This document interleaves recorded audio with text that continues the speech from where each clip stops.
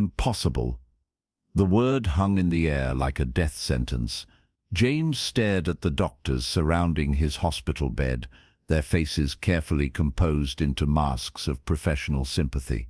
At 19 years old, the champion swimmer, once destined for Olympic glory, had just been told he would never walk again. The spinal cord injury is complete. The lead physician explained quietly, "I'm sorry, but competing again, it's simply impossible." Impossible. A single word that can close doors, end dreams, and define limitations. A word that becomes a wall between where we are and where we want to be. What was the last time someone told you something was impossible? When did you last tell yourself that your deepest dreams couldn't be realized? What impossible mountain stands before you right now, casting its shadow over your ambitions? That night, alone in his hospital room, James made a decision that would alter the course of his life. He would redefine impossible. 10 years later, James not only walked again, defying every medical prognosis, but completed an Ironman triathlon, swimming 2.4 miles, cycling 112 miles, and running a full marathon of 26.2 miles. When interviewed at the finish line, exhausted but triumphant, he said simply, "Impossible is just a starting point." His story isn't unique.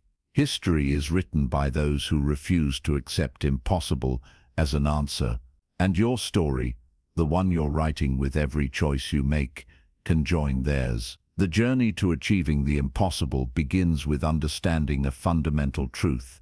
The boundaries of possibility are far more flexible than we've been led to believe. What we consider impossible is rarely a reflection of actual limitations, but rather a manifestation of our beliefs about limitations. Consider for a moment how we define impossible. The word itself suggests something that cannot happen, cannot exist, cannot be achieved. Yet time and again, we've witnessed the impossible transform into the possible, then into the probable, and finally into the inevitable. The 4-minute mile was once deemed physiologically impossible. Medical science insisted the human heart would simply explode from the strain. Then on May 6, 1954, Roger Bannister crossed the finish line at Oxford University's Iffley Road Track with a time of 3:59.4. Within just 3 years of Bannister's breakthrough, 16 other runners had also broken the 4-minute barrier. The impossible had become merely challenging. What changed? Not human physiology. What changed was perception, the collective belief about what was possible. This pattern repeats throughout human history. Flight was impossible until the Wright brothers made it possible. Sending humans to the moon was a fantasy until NASA turned it into reality. A computer in everyone's pocket was science fiction until smartphones became ubiquitous. The impossible is not a fixed destination, but a horizon that moves as we approach it. Your own impossible dreams follow this same principle. What seems utterly unattainable today may become your reality tomorrow, not because the dream changes, but because you, your beliefs, your capabilities, your actions will change. The psychology of limitation is both fascinating and frustrating. Our brains, wonderfully complex as they are, prefer the safety of known boundaries. This evolutionary feature protected our ancestors from taking fatal risks, but now often prevents us from reaching our full potential. When we believe something is impossible, we activate what psychologists call a confirmation bias. We unconsciously seek evidence that confirms our limitations while ignoring evidence of possibility. We create an internal narrative that reinforces boundaries rather than breaking them. Think about a recent situation where you told yourself something was impossible, perhaps starting your own business, writing a book, mastering a skill, healing a relationship, or transforming your health. Now ask yourself, did I truly reach an immovable barrier, or did I simply reach the limits of my belief? The difference is crucial. Physical reality has actual limitations. We cannot flap our arms and fly, or live without oxygen. But the realm of human achievement, those boundaries are far more permeable than we imagine. Consider the perspective of those who've achieved the impossible. They didn't start with different circumstances, they started with different beliefs. Diana Nead first attempted to swim from Cuba to Florida at age 28. After multiple failed attempts across decades, she finally completed the 110-mile swim through jellyfish-infested waters at age 64. When asked how she accomplished this seemingly impossible feat, she said, "It looks like a solitary sport, but it's a team." She understood that achieving the impossible isn't about superhuman abilities, but about extraordinary persistence, preparation, and perspective. This is the first vital lesson in thinking of the impossible and going after it. Redefine what's possible by questioning the source of your limitations. Are your limits real or inherited? Are they based on evidence or assumption? Are they protecting you or constraining you? The answers may surprise you. Many of our most restrictive beliefs were installed in childhood by well-meaning adults projecting their own limitations onto us. Others were formed during moments of failure or pain, when our emotional state distorted our perception of our capabilities. These beliefs become part of our identity, the stories we tell ourselves about who we are and what we can accomplish. But they're just that, stories. And stories can be rewritten. Elon Musk provides an instructive example of someone who systematically dismantles impossible barriers. When he proposed reusable rockets that could land themselves, space industry veterans scoffed. When he suggested building a mass-market electric car company from scratch, auto industry experts predicted certain failure. His secret wasn't superior intelligence or resources, but a different approach to possibility. I think it's important to reason from first principles rather than by analogy, Musk explains. Rather than accepting conventional wisdom about what's impossible, he breaks problems down to their fundamental truths and builds solutions from there. You can apply this same principle to your impossible dreams. Instead of accepting that something can't be done because no one has done it, or because attempts have failed, break your challenge down to its fundamental components. What specifically makes it seem impossible? Which of these factors are genuine constraints, and which are merely perceived barriers? This analytical approach often reveals that the impossible is actually a collection of difficult but solvable problems. But logic alone won't carry you across the chasm between impossible and possible. The journey requires emotional fuel as well. Passion, genuine, sustaining passion, is perhaps the most powerful force for transforming the impossible into the achievable. When you are deeply passionate about your impossible goal, you unlock reservoirs of energy, creativity, and perseverance that remain inaccessible to the merely interested. Think about something you're truly passionate about. Notice how time seems to flow differently when you're engaged with it. Obstacles that would deter you in other contexts become interesting puzzles to solve. This is the state psychologists call flow, and it's a crucial ally in your quest to achieve the impossible. Passion doesn't make the journey easy, but it makes the difficulties worthwhile. This principle explains why some of history's most remarkable achievements emerged from seemingly insurmountable adversity. Consider Nelson Mandela, who spent 27 years in prison yet emerged without bitterness to lead a nation toward reconciliation, or Marie Curie, who overcame poverty and gender discrimination to pioneer research in radioactivity and become the first person to win Nobel Prizes in 2 different scientific fields. Their paths were not merely challenging, they were deemed impossible by rational standards. Yet passion for their causes sustained them through hardships that would have defeated those with lesser commitment. Your own impossible dream demands this same level of passion. Without it, the inevitable obstacles will seem like evidence that the skeptics were right. With it, those same obstacles become chapters in your eventual success story. But passion alone isn't enough. The journey to the impossible requires strategic thinking and practical approaches. It demands that you become a student of achievement. Throughout history, those who accomplished the seemingly impossible followed surprisingly similar patterns. They didn't simply wish harder or work longer. They worked differently. They approached the impossible with methodologies that systematically expanded the boundaries of possibility. The first of these methodologies involves reframing failure. When pursuing what others consider impossible, failure isn't just likely, it's necessary.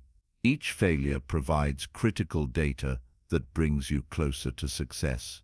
Thomas Edison famously made thousands of unsuccessful attempts before inventing a working light bulb. When asked about his failures, he replied, "I have not failed. I've just found 10,000 ways that won't work." This perspective transformed what could have been disheartening setbacks into valuable stepping stones. Your journey toward your impossible dream will include failures, guaranteed.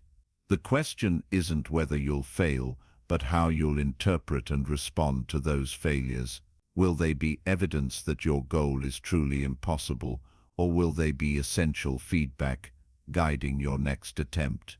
The difference between those who achieve the impossible and those who abandon their dreams often comes down to this distinction.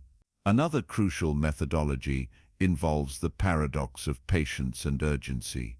Achieving the impossible requires an unusual balance, the patience to persist through inevitable setbacks and the urgency to take consistent action despite uncertainty. Mountain climbers attempting Everest understand this balance. They move with deliberate urgency during weather windows, but demonstrate patient restraint when conditions turn dangerous. This rhythm, push forward, assess, adjust, push forward again, characterizes all journeys towards seemingly impossible goals. Your own impossible dream requires this same rhythmic approach. Rushing headlong without strategy leads to preventable failures. Waiting for perfect conditions means never starting at all. Finding the balance, knowing when to surge forward and when to consolidate progress, is the art of impossible achievement. This balance applies not just to your actions, but to your expectations. Those who achieve the impossible maintain what psychologists call realistic optimism. They're brutally honest about current reality while remaining unshakably confident about future possibilities. Consider J.K. Rowling, who began writing Harry Potter as a destitute single mother. She faced 12 publishing rejections before finding success. Her realistic assessment of her difficult circumstances didn't diminish her optimism about her work's potential. This combination, clear-eyed about the present, hopeful about the future, sustained her through what many would consider impossible odds. Your journey requires this same dual perspective, acknowledging real challenges without letting them define your limitations. Perhaps the most important methodology for achieving the impossible involves surrounding yourself with the right people. No significant achievement happens in isolation. Even seemingly individual accomplishments depend on a network of support, inspiration, and collaboration. When 4-year-old Willow was diagnosed with a rare form of cancer, doctors told her parents treatment options were extremely limited. The prognosis was devastating, but instead of accepting this verdict, her parents built a network of specialists, researchers, and other parents facing similar diagnoses. Through this community, they discovered an experimental treatment being tested overseas. 3 years later, Willow was cancer-free, defying all medical expectations. Her story illustrates how impossible challenges often require collective wisdom and support. The right community doesn't just provide encouragement, it expands your access to solutions. Your impossible dream needs this same community infrastructure.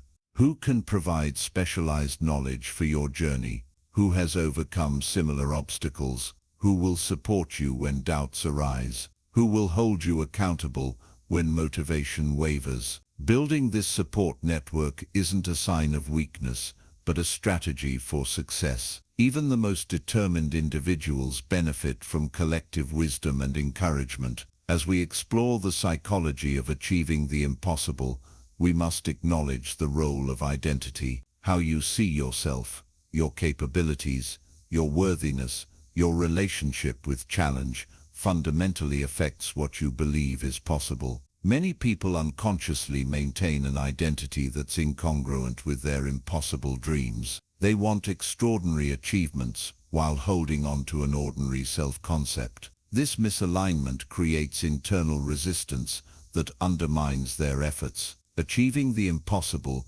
requires identity evolution. You must become the kind of person for whom your impossible goal is simply the next logical step. This transformation happens gradually through what psychologists call identity-based habits, small, consistent actions that reinforce your new self-concept. Consider how someone training for their first marathon might initially say, "I'm trying to become a runner." After weeks of consistent training, they begin to say, "I am a runner." This identity shift is subtle but profound. What once seemed impossible becomes integrated into their self-concept, and their actions naturally align with this new identity. Your own impossible dream requires a similar identity shift. What kind of person would accomplish this goal? What do they believe? How do they make decisions? How do they respond to setbacks? As you gradually embody these traits, your impossible goal becomes increasingly congruent with your identity. This evolution isn't about pretending to be someone you're not.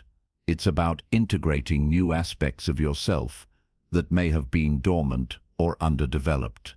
It's about becoming more fully yourself, the version of you capable of achieving what once seemed impossible. The history of human achievement provides countless examples of the impossible becoming possible through this same process of identity evolution. When Malala Yousafzai, a young Pakistani girl, began advocating for female education, she faced violent opposition from the Taliban. After surviving an assassination attempt at age 15, she could have reasonably concluded that creating educational change in her region was impossible. Instead, she evolved her identity from local advocate to global activist. By age 17, she became the youngest Nobel Prize laureate in history and has since helped millions of girls access education. Her journey illustrates how identity evolution expands what's possible. As her self-concept grew to encompass greater influence, opportunities emerged that would have been unimaginable earlier. Your impossible dream follows this same principle. As your identity expands to include new capabilities and possibilities, what once seemed unattainable moves within reach. This brings us to a critical question. How do you sustain belief in your impossible dream when evidence of its possibility may be scarce? The answer lies in understanding what psychologists call evidence-independent faith, the ability to maintain conviction in a possible outcome before external evidence confirms it. This isn't blind optimism, but a pragmatic recognition that evidence of possibility often follows belief rather than precedes it. Roger Bannister had to believe a sub-4-minute mile was possible before he could generate evidence of its possibility. The Wright brothers had to believe human flight was achievable before creating proof it was. In both cases, belief preceded evidence. Your impossible dream requires this same evidence-independent faith. You must maintain conviction, not because external reality currently confirms it, but because your conviction itself is necessary to manifest that reality. This principle explains why visualization practices are so common among high achievers. Olympic athletes routinely visualize perfect performances before they can physically execute them. Successful entrepreneurs envision thriving businesses before market validation. Breakthrough innovators imagine working solutions before prototypes exist. These visualization practices aren't magical thinking, they're strategic preparation. By mentally rehearsing success, these achievers program their subconscious to recognize opportunities and solutions that align with their vision. Your impossible dream can benefit from this same approach. Regular visualization of your goal as already achieved creates a cognitive framework that helps your brain recognize relevant opportunities and generate creative solutions. But visualization alone isn't enough. Achieving the impossible requires balancing idealism with pragmatism, dreaming boldly while planning methodically. This balance is evident in the story of Sylvester Stallone and the creation of Rocky. As a struggling actor facing constant rejection, Stallone watched the 1975 Muhammad Ali-Chuck Wepner fight and was inspired to write a screenplay about an underdog boxer. Despite severe financial hardship, he refused numerous offers to sell the script unless he could star in the film, a demand that seemed impossible given his unknown status. His conviction wasn't merely idealistic. He combined unwavering belief in his vision with pragmatic steps, writing a role perfectly suited to his abilities, reducing production costs to make his casting less risky, and persistence through multiple rejections. The result was one of Hollywood's most successful franchises and an Oscar-winning film. Your impossible dream requires this same blend of idealism and pragmatism. Dream without limits, but plan with precision. Believe in the destination while mapping the journey step by step. This approach transforms how you experience obstacles. Rather than seeing barriers as evidence that your goal is truly impossible, you recognize them as expected components of any worthwhile journey. Sarah Blakely, founder of Spanx, encountered countless obstacles bringing her revolutionary product to market. With no background in fashion, manufacturing, or retail, and in an industry dominated by men, her path was filled with impossible barriers. Yet she approached each obstacle not as a stopping point, but as a problem to solve. When manufacturers wouldn't take her seriously, she drove to manufacturing plants in person. When retailers hesitated, she demonstrated her product on their sales floor. Her persistence built a billion-dollar company from an idea deemed impossible by industry experts. Your impossible dream will present similar obstacles. The question isn't whether they'll appear, but how you'll respond when they do. Will you see them as confirmation that your goal is unrealistic? Or will you see them as the necessary challenges that make achievement meaningful? This perspective shift from obstacles as stop signs to obstacles as growth opportunities is essential for anyone pursuing the seemingly impossible.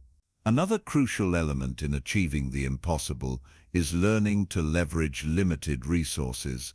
Many people postpone their impossible dreams believing they need more time, money, connections, or credentials before starting. This when-then thinking becomes a perpetual delay that ensures the impossible remains impossible. Those who achieve the seemingly impossible rarely have ideal resources. Instead, they maximize what they have, while taking consistent steps forward. Consider the story of Simon Sinek, who transformed from a struggling marketer to a global thought leader with his concept of Start with Why. He didn't begin with a publisher, platform, or credentials. He started with a flip camera in his apartment, recording videos about his ideas. Those humble beginnings eventually led to one of the most watched TED Talks of all time and multiple best-selling books. His journey illustrates that constraints often fuel creativity. Limited resources force innovative thinking that abundance might never inspire. Your impossible dream doesn't require perfect conditions or abundant resources. It requires leveraging what you have now while taking consistent steps forward. Each step creates new resources and opportunities that weren't visible at the starting point. This incremental approach to the impossible reflects an important reality. Extraordinary achievements aren't usually the result of single dramatic moments, but of accumulated small wins. When we observe someone achieving the impossible, we typically see only their breakthrough moment, the record being broken, the summit being reached, the discovery being announced. What remains invisible are the thousands of small victories that preceded that moment. Olympic gymnast Simone Biles makes gravity-defying moves look effortless. What we don't see are the countless hours of practice, the incremental improvements, the minor technical adjustments, and the daily disciplines that make her seemingly impossible feats possible. Your impossible dream follows this same principle. The path to extraordinary achievement isn't paved with extraordinary daily actions, but with ordinary actions performed with extraordinary consistency. This insight transforms how you approach your goal. Rather than focusing exclusively on the distant summit, you concentrate on winning today. What small victory can you achieve in the next 24 hours that moves you incrementally closer to your impossible dream? These accumulated small wins eventually create breakthrough momentum. Consider how this principle applies to weight loss transformations.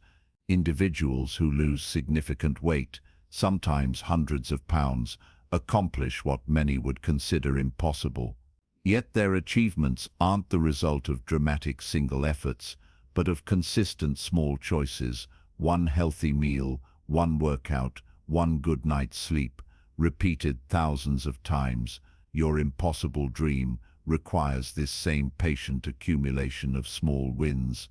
Each minor victory not only advances you toward your goal, but builds the self-efficacy necessary to persist through inevitable challenges. This approach also helps manage the emotional journey of pursuing the impossible. By celebrating small wins along the way, you create positive reinforcement that sustains motivation during lengthy pursuits. The emotional dimension of achieving the impossible cannot be overstated. The journey will test not just your skills and strategies, but your emotional resilience. Fear, doubt, and uncertainty aren't just common companions on the path to the impossible, they're guaranteed traveling partners. Learning to coexist with these emotions without being controlled by them is essential for anyone pursuing extraordinary achievement. Sarah Blakely, the Spanx founder mentioned earlier, has spoken openly about the fear she felt throughout her entrepreneurial journey. Fear is always there, she explains. I just don't let it make my decisions for me. This relationship with fear, acknowledging its presence without granting it decision-making authority, characterizes those who accomplish the seemingly impossible.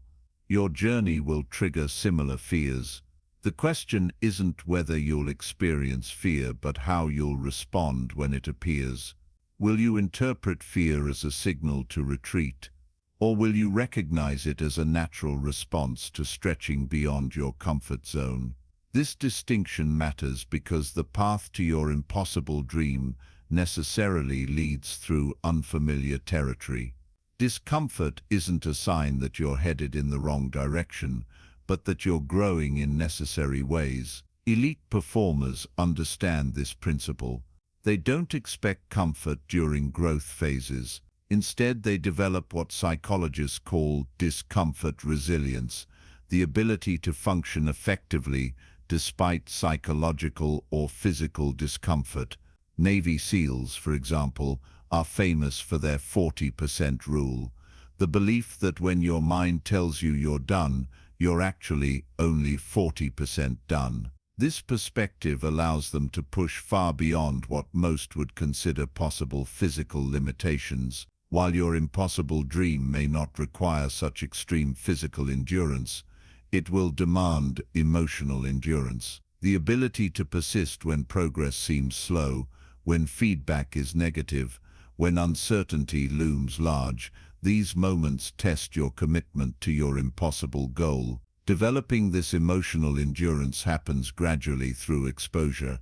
Each time you feel fear but take action anyway, each time you experience doubt but continue moving forward, you strengthen your ability to function effectively amid discomfort. This capacity becomes particularly important when facing criticism or skepticism from others. Almost everyone who has achieved something deemed impossible has encountered voices insisting their goal was unrealistic, impractical, or unattainable. Walt Disney was fired from a newspaper for lacking imagination. Oprah Winfrey was told she was unfit for television. Michael Jordan was cut from his high school basketball team.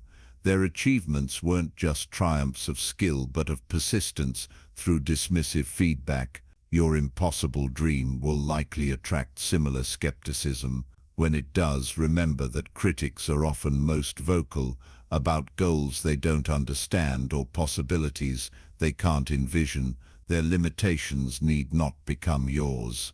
This doesn't mean ignoring all feedback. Constructive criticism from informed sources can provide valuable course corrections. The key is distinguishing between feedback that improves your approach and skepticism that simply reflects others' limited perception of what's possible. As we explore the psychology of achieving the impossible, we must acknowledge the role of purpose. Those who accomplish extraordinary goals are rarely motivated solely by personal achievement. Their impossible dreams connect to something larger than themselves. Consider the Wright brothers' pursuit of flight. Their achievement wasn't merely about personal ambition, but about transforming human transportation and connection. Marie Curie's scientific breakthroughs weren't just academic achievements, but contributions to medical treatment and our understanding of physics. This connection to a larger purpose provides sustaining motivation when personal ambition alone might falter. It transforms the pursuit from self-focused achievement to meaningful contribution. Your impossible dream gains similar power when connected to purpose beyond personal accomplishment. How does your goal serve others? What larger mission does it advance? How might your achievement create possibility for those who follow? This purpose-driven approach doesn't diminish the personal satisfaction of achievement. Rather, it enriches it by adding layers of meaning that sustain you through inevitable challenges. The journey toward your impossible dream will include dark moments, periods when progress seems stalled, when doubt feels overwhelming, when the gap between current reality and desired outcome seems unbridgeable. During these moments, connection to purpose becomes your most reliable compass.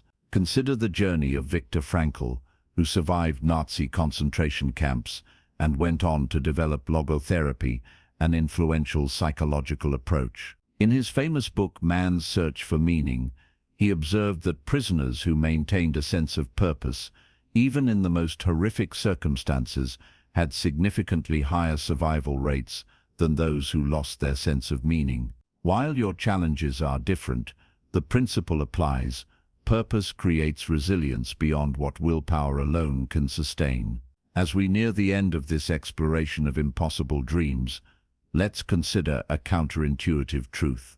The journey toward achieving the impossible changes you in ways perhaps more significant than the achievement itself. Many who accomplish extraordinary goals report that the greatest reward wasn't the external achievement, but who they became in the process. The disciplines developed, the perspectives gained, the resilience forged, these internal transformations often prove more valuable than the visible accomplishment. This insight can transform how you view setbacks and struggles on your journey. Each challenge isn't merely an obstacle between you and your goal, but an opportunity for development that serves your larger life purpose. Consider J.K. Rowling again. The struggle to publish Harry Potter developed persistence and resilience that served her long after achieving literary success. The skills forged during her impossible journey became foundational to her continued writing career and philanthropic work. Your impossible dream offers this same transformative potential. The person you'll become by pursuing it, regardless of the ultimate outcome, is perhaps the most valuable reward. This perspective doesn't diminish the importance of achievement. Rather, it expands your vision of success to include both external accomplishment and internal growth. As we conclude this exploration of impossible dreams, remember that the boundary between possible and impossible is largely a creation of collective belief. Throughout history, this boundary has continually shifted as individuals dared to challenge prevailing limitations. The 4-minute mile was impossible until it wasn't. Human flight was impossible until it wasn't. Personal computers in every home were impossible until they weren't. Recovery from certain injuries or illnesses was impossible until it wasn't. Your impossible dream exists within this same fluid context. What seems unattainable today may become standard tomorrow, but only if someone challenges the boundary. Perhaps that someone is you. The invitation before you isn't just to achieve your specific impossible goal, but to participate in humanity's ongoing expansion of possibility. Each boundary you push, each limitation you transcend, creates new possibility for those who follow. This is perhaps the deepest meaning of pursuing the impossible. Your journey isn't merely personal achievement, but contribution to our collective understanding of what's possible. As you move forward from this moment, carry with you the wisdom of those who've traveled this path before. Remember that the impossible is not a fixed destination, but a moving horizon. Remember that limitations are more often created by belief than by reality. Remember that persistence through inevitable setbacks transforms the seemingly impossible into the merely difficult and eventually into the accomplished. Your journey toward your impossible dream begins with a single step taken today from exactly where you are, not when conditions are perfect, not when all doubts are resolved, not when success is guaranteed, but now amid uncertainty and imperfection. That first step creates momentum. That momentum generates opportunity. Those opportunities reveal paths that weren't visible from the starting point. As James discovered in his journey from paralysis to Ironman completion, as Diana Nead proved in her swim from Cuba to Florida at age 64, as countless others have demonstrated throughout history, the impossible becomes possible one courageous step at a time. Your impossible dream awaits. Think of the impossible and go get it. What's truly stopping you from achieving the impossible? As we explored in our journey with James and others who defied impossible odds, the boundary between possible and impossible is largely defined by belief. Now we must dive deeper into perhaps the most crucial element of achieving the impossible, the architecture of your mind. The human mind is both our greatest ally and our most formidable obstacle on the path to extraordinary achievement. The same cognitive tools that help us survive and navigate ordinary life can become invisible prisons when pursuing the impossible. Think about the last time you abandoned a goal or dream. If you trace that decision to its source, you'll likely find not an actual immovable barrier, but a mental construct, a belief, a fear, a limiting narrative that convinced you to stop. These mental barriers are more powerful than any physical obstacle because they prevent action before it even begins. Maya was a talented software developer who dreamed of creating her own tech company. She had the skills, the market knowledge, and even a unique product idea that solved a genuine problem. Yet year after year, she remained in her corporate job, watching others build successful startups, while her dream remained unrealized. "What's holding you back?" her mentor finally asked during a coffee meeting. Maya's response revealed everything. "I'm not the kind of person who starts companies. That's for people with MBAs, or trust funds, or who went to elite schools. I'm just not entrepreneurial enough." Her words exposed the real barrier, not lack of ability, resources, or opportunity, but a mental framework that placed entrepreneurship outside her identity. She had constructed an invisible fence around what was possible for someone like her. This mental architecture, the framework of beliefs, assumptions, and narratives that define our sense of possibility, is the first battleground in achieving the impossible. To understand how these mental barriers form, we must recognize that the human brain is fundamentally a prediction machine. It constantly creates models of reality based on past experiences, then uses these models to anticipate what will happen next. This predictive function is essential for everyday survival, but problematic when pursuing unprecedented achievement. By definition, achieving the impossible requires venturing beyond the boundaries of previous experience. It demands that we override our brain's cautious predictions based on the past and create new possibilities that have no precedent in our personal history. Consider how a child learns to walk. The first attempts invariably result in failure, wobbling, falling, sometimes tears. If the child's brain relied solely on this initial evidence, it might reasonably conclude that walking is impossible for them. But children persist because they haven't yet developed rigid mental models about their limitations. They see adults walking and intuitively understand it's possible for them too, despite contrary evidence from their early attempts. As adults pursuing impossible dreams, we must recapture this childlike relationship with failure and possibility. Sarah, a 42-year-old accountant, decided to become a competitive swimmer despite having never participated in the sport before. When friends questioned this seemingly impossible goal, she replied, "I haven't failed at competitive swimming, I just haven't done it yet." This subtle reframing, from predictive limitation to open possibility, exemplifies the mindset required for impossible achievement. The architecture of your mental barriers typically includes several common structures. Identifying these in your own thinking is the first step toward dismantling them. The first structure involves identity-based limitations, beliefs about who you are, and therefore what's possible for you.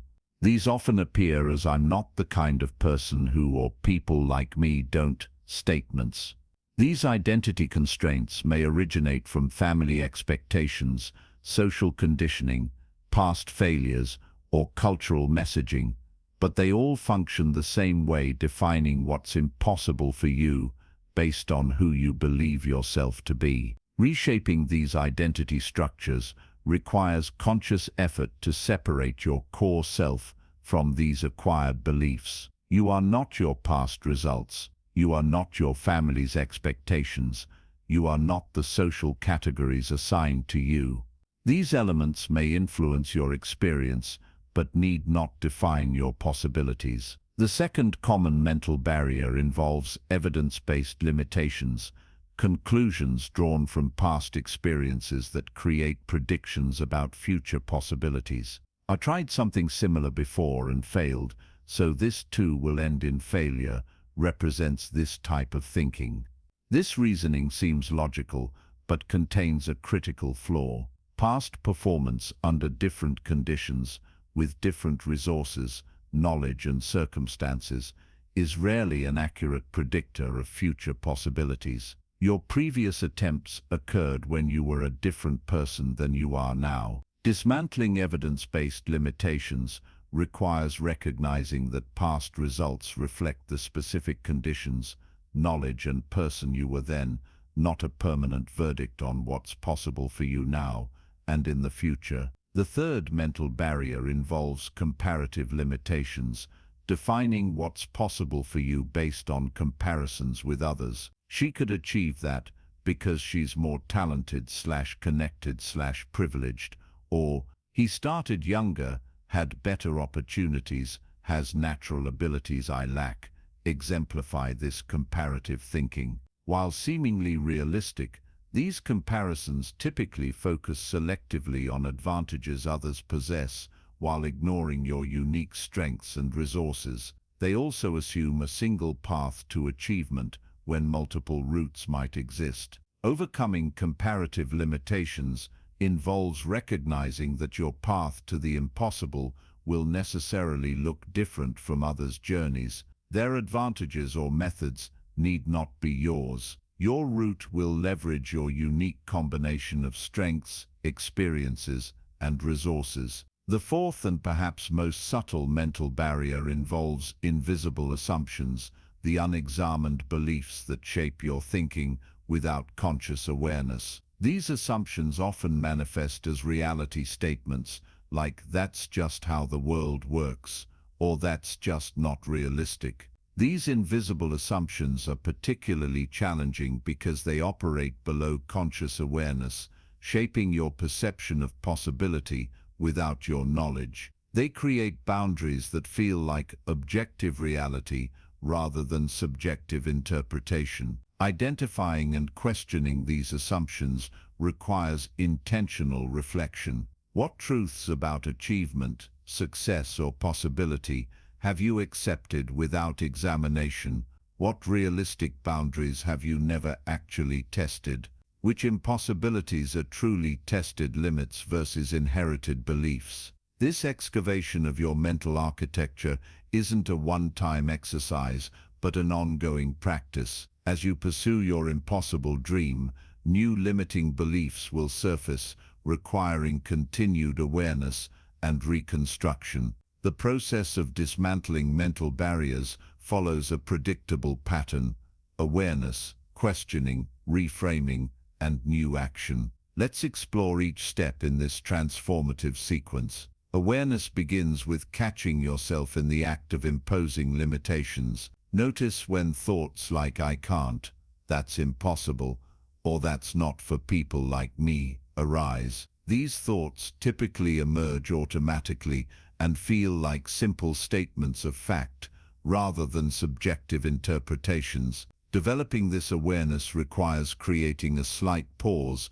between stimulus and response, a moment to observe your thinking rather than immediately accepting it. Meditation, journaling, and mindfulness practices can strengthen this observational capacity. Once aware of a limiting belief, the next step is questioning its validity. This isn't positive thinking or blind optimism, but critical examination. What evidence supports this limitation? What counterexamples exist? Where did this belief originate? Is it based on personal experience or inherited wisdom? Is it still valid given your current resources and circumstances? This questioning often reveals that many mental barriers rest on surprisingly flimsy foundations, generalizations from limited experience, outdated information, or unexamined assumptions. After questioning comes reframing,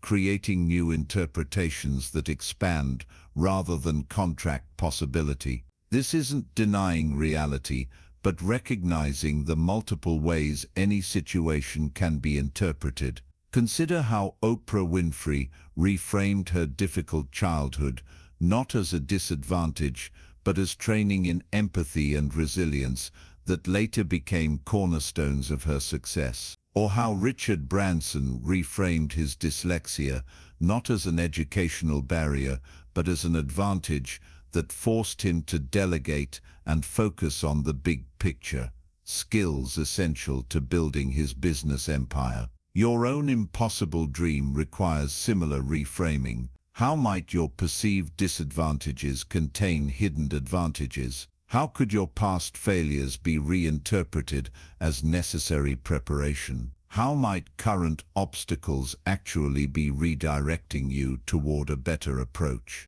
The final step in dismantling mental barriers is taking new action based on your expanded perspective. Awareness, questioning, and reframing remain intellectual exercises until translated into different behavior. New actions create new experiences, which generate new evidence that gradually replaces limiting beliefs with empowering ones. This action step is where many people falter. They intellectually recognize their limiting beliefs, but continue behaving as if those beliefs were true. Only by acting differently can you create the experiential evidence needed to truly transform your sense of what's possible. The process of breaking through mental barriers isn't just about removing limitations, but about constructing a new psychological framework, what psychologists call a possibility mindset. This mindset doesn't deny reality or ignore genuine constraints, but maintains a fundamentally different relationship with limitation and opportunity.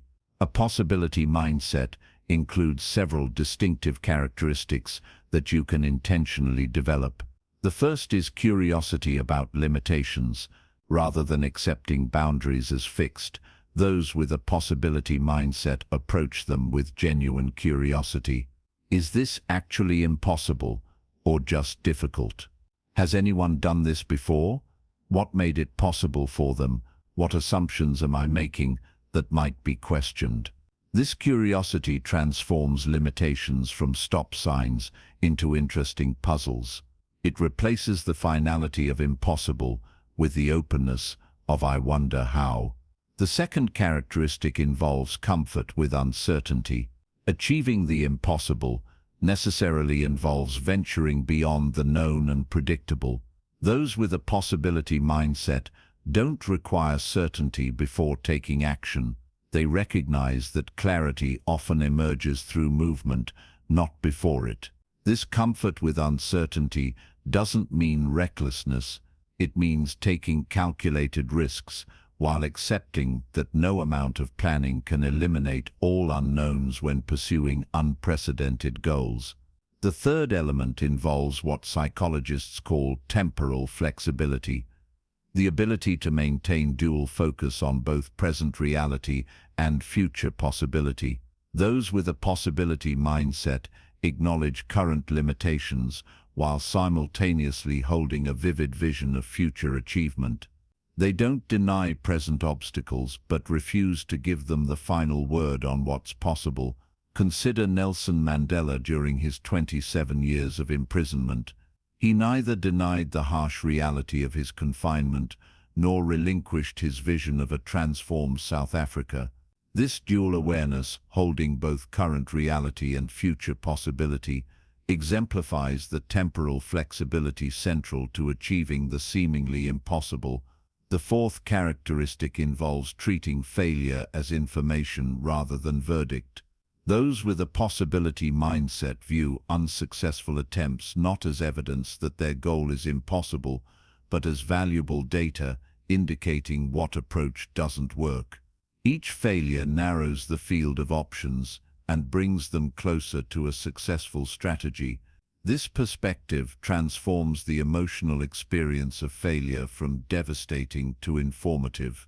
It replaces, "I failed, therefore it's impossible," with "that approach failed," which tells me something useful about what might work.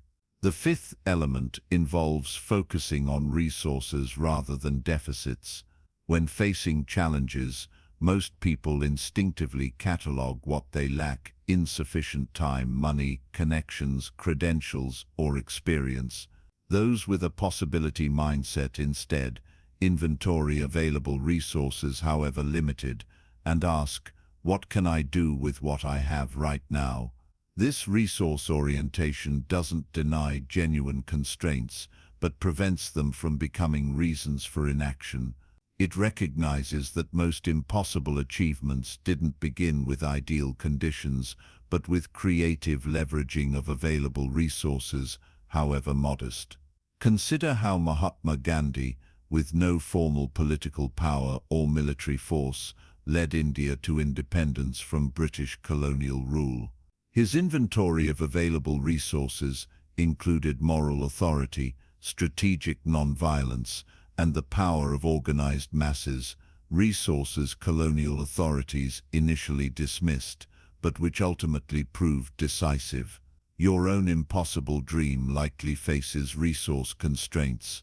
The question isn't whether these constraints exist, but how creatively you can work within and around them using available resources. The sixth characteristic of a possibility mindset involves linguistic precision.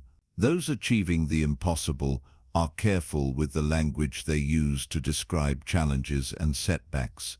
They avoid absolutist terms like always, never, or impossible, and replace them with more accurate and empowering language. Instead of "I'll never have enough time," they might say, "I currently have limited time, which means I need to be strategic about priorities." Instead of "I always freeze during presentations," they might say, "I've experienced anxiety during past presentations, which I'm working to manage more effectively." This linguistic precision isn't mere word games, but recognition that language shapes perception. The words you use to describe your challenges significantly impact whether you perceive them as immovable barriers or surmountable obstacles.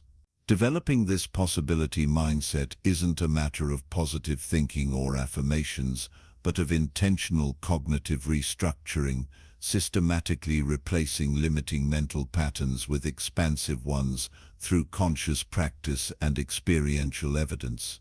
The science behind this mental restructuring is robust.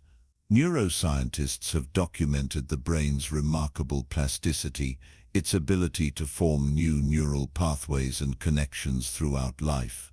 When you consistently think and act in new ways, you literally rewire your brain, creating new default patterns that support rather than sabotage your impossible dreams. This neuroplasticity explains why mental barriers that once seemed absolute can gradually dissolve through persistent contrary experience. Each time you take action despite fear, each time you persist despite setbacks, each time you attempt what you previously considered impossible, you create new neural pathways that make such responses increasingly natural and automatic. Consider how this process unfolds for someone overcoming public speaking anxiety. Initially, the mere thought of speaking publicly triggers overwhelming fear and avoidance. The neural pathways connecting public speaking with danger are well established through past experiences. But with gradual exposure, perhaps starting with speaking to small supportive groups, then progressively larger audiences, new neural connections form. Public speaking gradually becomes associated with manageable challenge rather than imminent danger. What once seemed impossible becomes increasingly comfortable through this neurological rewiring. Your impossible dream requires similar rewiring. The mental barriers you currently experience aren't permanent features of your psychology, but changeable neural patterns. Through consistent practice of new thinking and behavior, you create alternative pathways that eventually become your default response. This scientific understanding transforms how you approach setbacks in pursuit of your impossible goal. When old fears or limiting beliefs resurface, as they inevitably will, you can recognize them not as evidence that change is impossible, but as outdated neural patterns, still competing with emerging new ones. With continued practice, the new patterns eventually predominate. Beyond restructuring individual beliefs, achieving the impossible often requires dismantling entire belief systems, interconnected networks of assumptions that collectively limit your sense of possibility. These belief systems typically include core convictions about what you deserve, worthiness of extraordinary achievement. What's realistic? Your assumptions about what's possible for someone like you, how achievement happens, your understanding of the path to success. What failure means, your interpretation of setbacks. Who controls outcomes, your beliefs about personal agency versus external factors. These interconnected beliefs create a comprehensive framework that either expands or constrains what you consider possible. Addressing individual limiting beliefs without examining this larger framework often results in temporary changes that eventually revert as the system reasserts itself. Dismantling these systems requires identifying core beliefs that serve as keystones, central assumptions that support multiple limiting beliefs. When these keystones are removed or replaced, entire sections of the limiting framework can collapse simultaneously. For many people, beliefs about worthiness serve as keystones. I don't deserve extraordinary success underlies and reinforces numerous other limitations. Addressing this core belief, recognizing that worthiness isn't earned through achievement but inherent in your humanity, can simultaneously weaken multiple related limitations. For others, beliefs about control serve as keystones. My circumstances determine what's possible for me, supports various specific limitations. Replacing this with my response to circumstances significantly influences outcomes, can transform your relationship with multiple challenges simultaneously. Identifying your own keystone beliefs requires honest self-reflection. What core assumptions underlie multiple limiting beliefs in your life? What fundamental convictions about yourself or how the world works might be constraining your sense of possibility across various domains? Once identified, these keystone beliefs can be systematically examined and replaced with alternatives that expand rather than contract your perception of what's possible. The process of breaking through mental barriers isn't merely intellectual, but deeply emotional. Limiting beliefs often serve protective functions, shielding you from potential disappointment, rejection, or failure. Dismantling these beliefs inevitably triggers uncomfortable emotions that must be navigated rather than avoided. Fear is the most common of these emotions.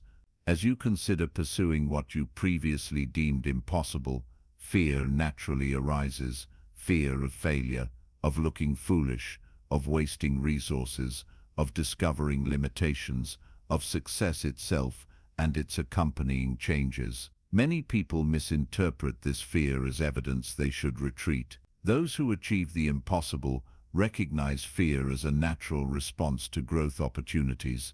They expect fear as a traveling companion on the journey to extraordinary achievement and develop strategies for functioning effectively despite its presence. These strategies include normalizing fear as an expected part of the process, rather than a signal to stop distinguishing between productive fear, alerting you to genuine risks that require planning, and unproductive fear, general anxiety about the unknown. Using physical practices like deep breathing, exercise, and meditation to manage fear's physiological manifestations, creating supportive environments where fears can be expressed without shame and placed in proper perspective. Taking small, manageable steps that gradually extend comfort zones without triggering overwhelming fear. Beyond fear, the journey to impossible achievement often triggers shame, the painful feeling that you're fundamentally inadequate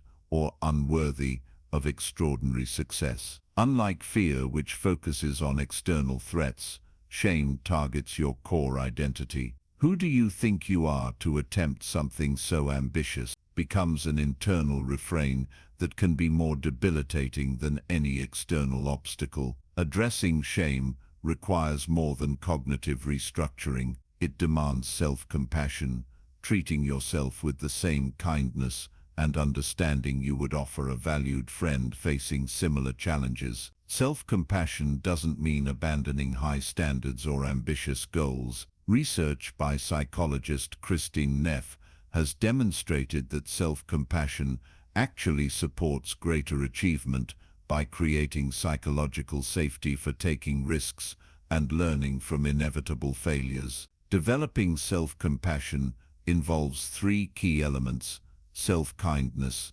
replacing self-criticism with supportive self-talk during difficulties, common humanity, recognizing that struggle and failure are universal human experiences, not evidence of personal deficiency, mindfulness, observing uncomfortable emotions without suppression or exaggeration. This self-compassionate approach creates the emotional foundation necessary for persisting through the difficulties inherent in pursuing impossible dreams. Another powerful emotional barrier involves what psychologists call anticipated regret, the fear of future disappointment that prevents bold action in the present. What if I try and fail becomes a paralyzing question that preserves possibility at the cost of achievement. Overcoming anticipated regret requires shifting focus from potential negative outcomes to certain negative consequences of inaction.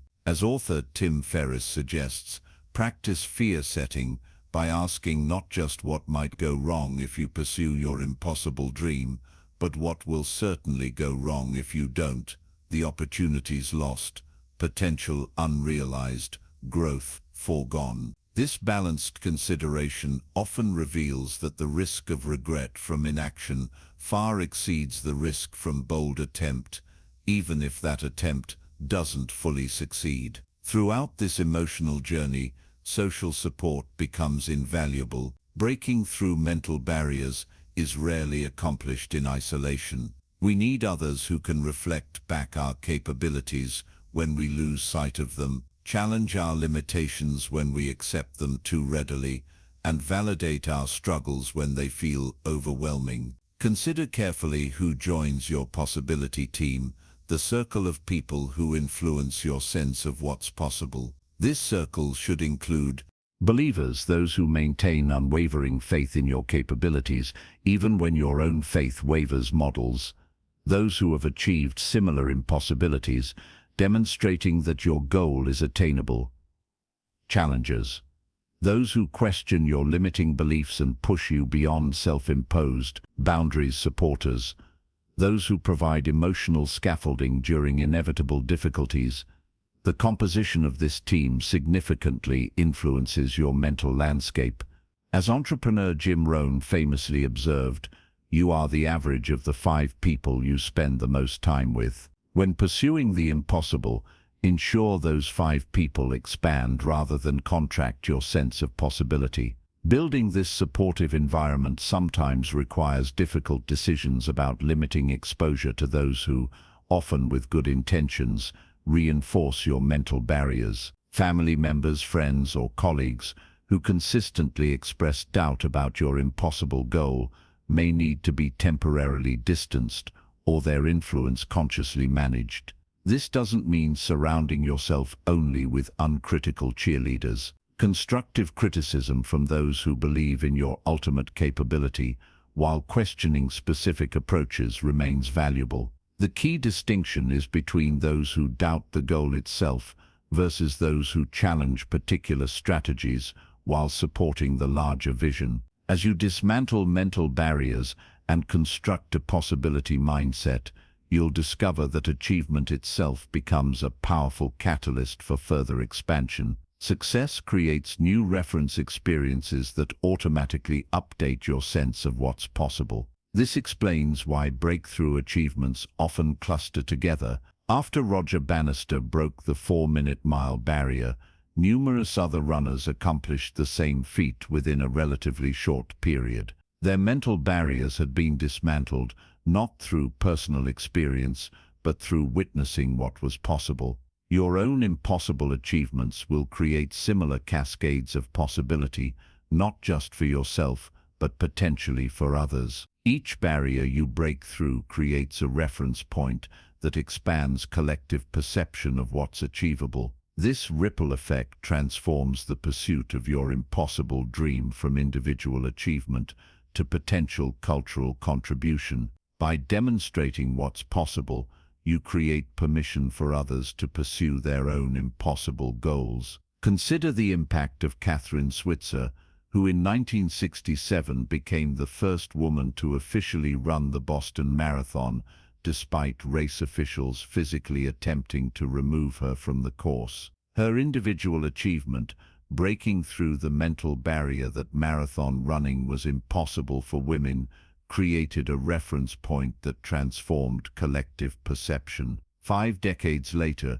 women constitute nearly half of marathon participants worldwide. Your impossible dream carries similar potential for impact beyond personal achievement. By breaking through mental barriers that have constrained you, you demonstrate possibilities that may inspire others facing similar limitations. This perspective adds deeper meaning to your journey.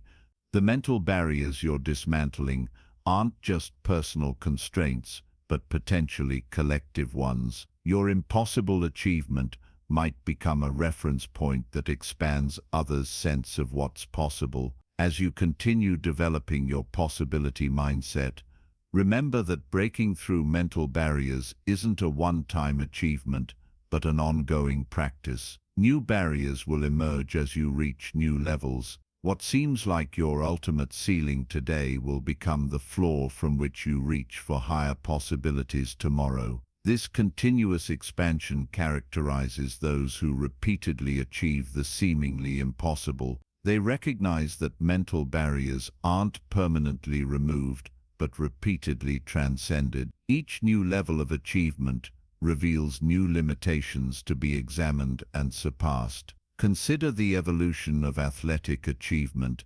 The 4-minute mile, once considered physically impossible, is now standard performance for elite middle-distance runners. The 2-hour marathon, once deemed beyond human capability, has now been achieved. Current impossible barriers in athletic performance will similarly fall as athletes systematically dismantle mental limitations and develop new approaches. Your own impossible dream exists within this continuing evolution of human achievement. The mental barriers you're currently addressing are neither the first nor the last you'll encounter. They're simply the current frontiers of your possibility. This ongoing nature of mental barrier breaking requires developing sustainable practices rather than exhausting sprints. Meditation, journaling, visualization, affirming self-talk, regular exposure to inspiring examples, and continuous learning become habits that systematically expand your mental landscape over time. These practices don't just address current barriers, but preventively dissolve future ones before they fully form. They create a mental environment where expansive thinking becomes your default rather than requiring conscious effort. The ultimate achievement in breaking through mental barriers isn't accomplishing any specific impossible goal, but developing what psychologist Carol Dweck calls a growth mindset.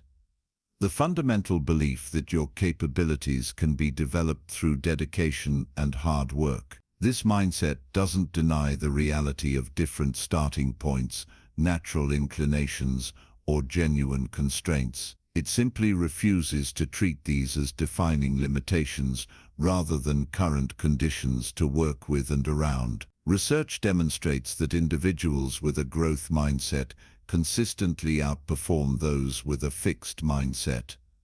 The belief that capabilities are static when facing challenging or novel situations. This performance gap widens as challenges increase, precisely the conditions encountered when pursuing impossible dreams. Developing this growth mindset involves several key practices, focusing on process rather than inherent ability.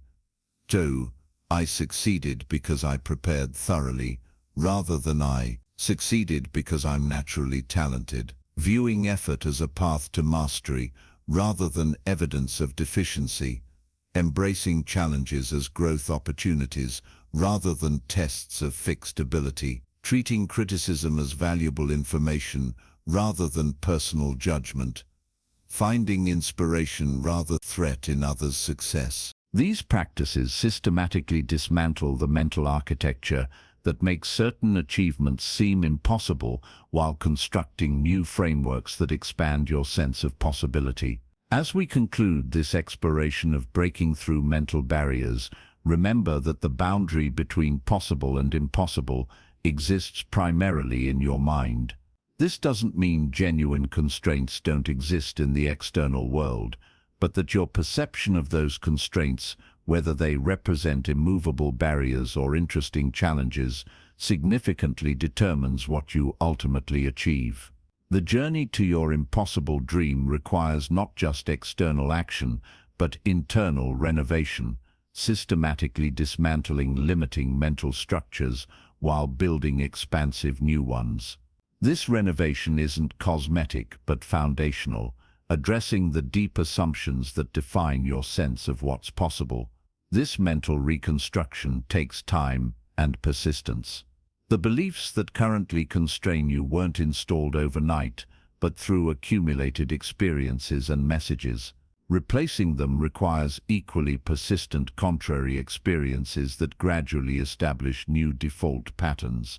Throughout this process, maintain awareness that your current sense of what's possible, even after significant expansion, remains just your current perspective, not an objective assessment of reality's boundaries.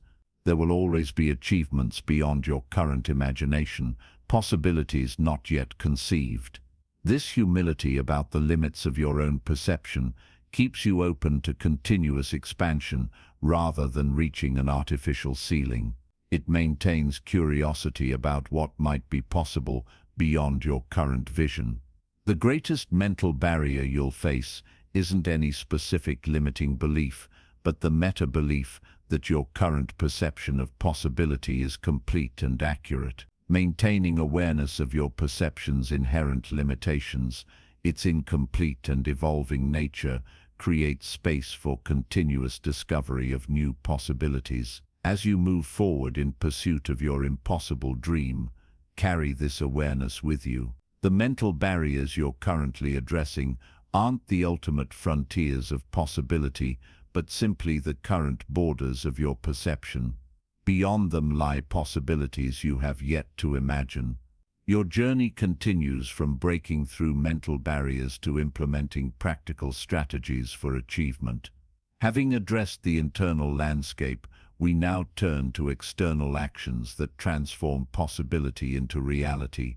The mental frameworks you've developed create the foundation. Now we'll build the structure of achievement upon that foundation. What's the one thing standing between you and your biggest goals? Think about it for a moment. Is it lack of time, resources, knowledge, or is it something deeper? The truth is, most people never achieve their dreams because they've been following a broken formula. A formula that almost guarantees failure before you even begin. Today, I'm going to reveal what I call the impossible achievement formula. A counterintuitive approach that has helped thousands transform their impossible dreams into inevitable success. I discovered this formula after interviewing over 300 high performers across different fields, entrepreneurs who built million-dollar businesses from nothing, athletes who overcame career-ending injuries, and ordinary people who accomplished extraordinary feats. What I found shocked me. These achievers weren't following the conventional wisdom we've all been taught. They were operating on an entirely different level, using principles that seemed backward at first glance. Let me ask you this.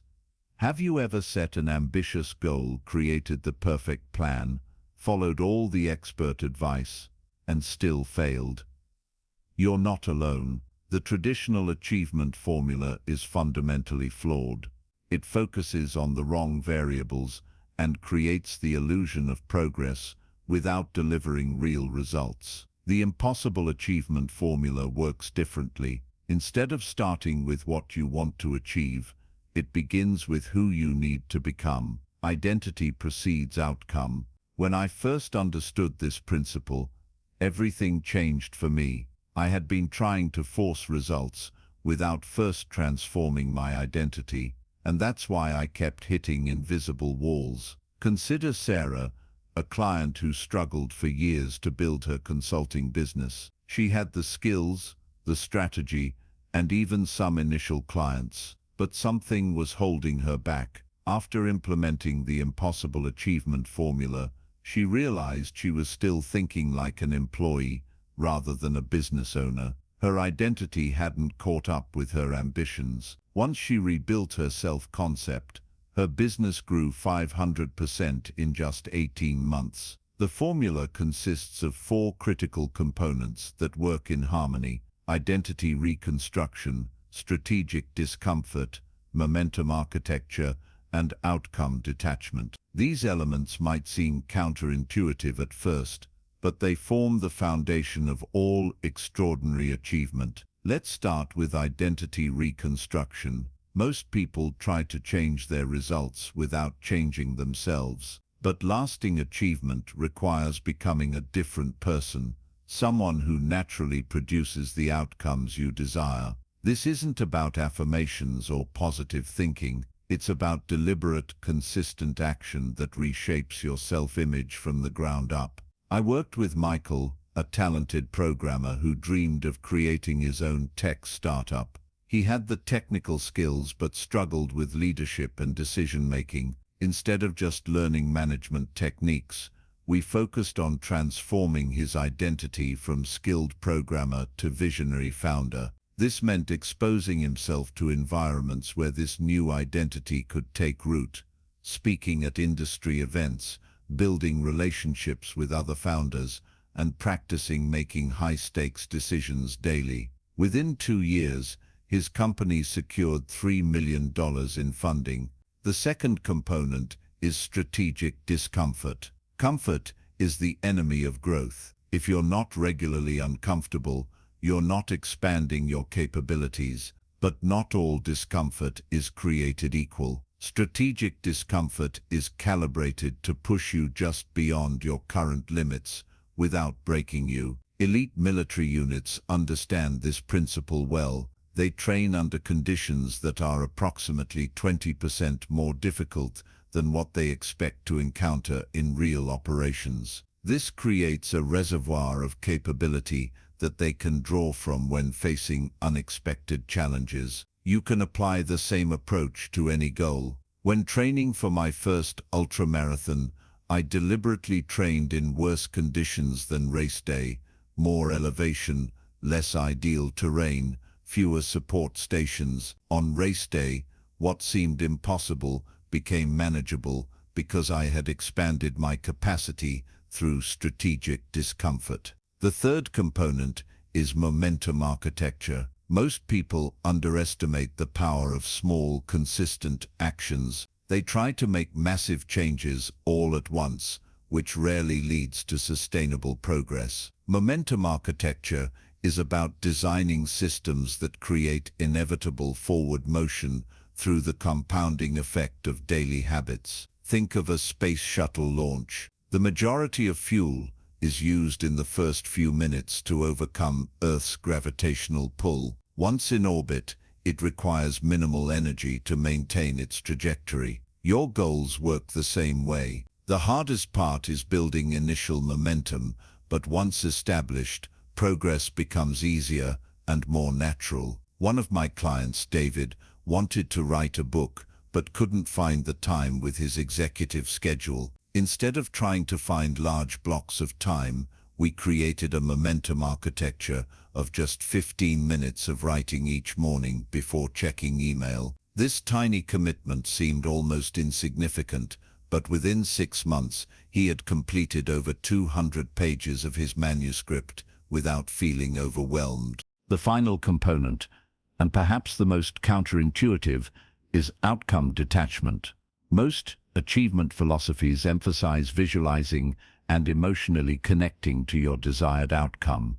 The impossible achievement formula takes the opposite approach: focus intensely on the process and detach from the outcome. This doesn't mean you don't care about results. It means you understand that attachment to specific outcomes creates psychological pressure that actually impedes performance. The most successful people I've studied maintain an intense focus on excellence in their daily actions while holding outcomes loosely. Consider professional athletes. Studies show that the highest performers focus almost exclusively on execution rather than results during competition. They trust that the right actions will produce the right outcomes over time. This detachment paradoxically leads to better results because it reduces performance anxiety and allows for greater presence and adaptation. When these four components, identity reconstruction, strategic discomfort, momentum architecture, and outcome detachment, work together, they create a powerful system for achieving what once seemed impossible. But implementing this formula isn't easy. It requires dismantling limiting beliefs that have become comfortable over time. One of the most common is what I call the someday syndrome, the belief that conditions need to be perfect before you can really start pursuing your goals. This is a form of self-deception that keeps countless people stuck in permanent preparation mode. Another obstacle is the either-or fallacy, the belief that pursuing ambitious goals means sacrificing everything else. This all-or-nothing thinking prevents people from taking the first steps. The reality is that most significant achievements happen through consistent, manageable actions taken amid life's other responsibilities. Perhaps the most insidious limiting belief is the fixed potential myth, the idea that your capabilities are largely determined by genetics, early education, or past experiences. This belief creates artificial ceilings that limit what you consider possible. The truth is that human potential is remarkably plastic. With the right approach, you can develop capabilities far beyond what you currently imagine. Let me share a practical example of how the impossible achievement formula works in real life. James was a middle manager who dreamed of starting his own business, but felt trapped by financial obligations and limited time. Using the formula, we first addressed his identity.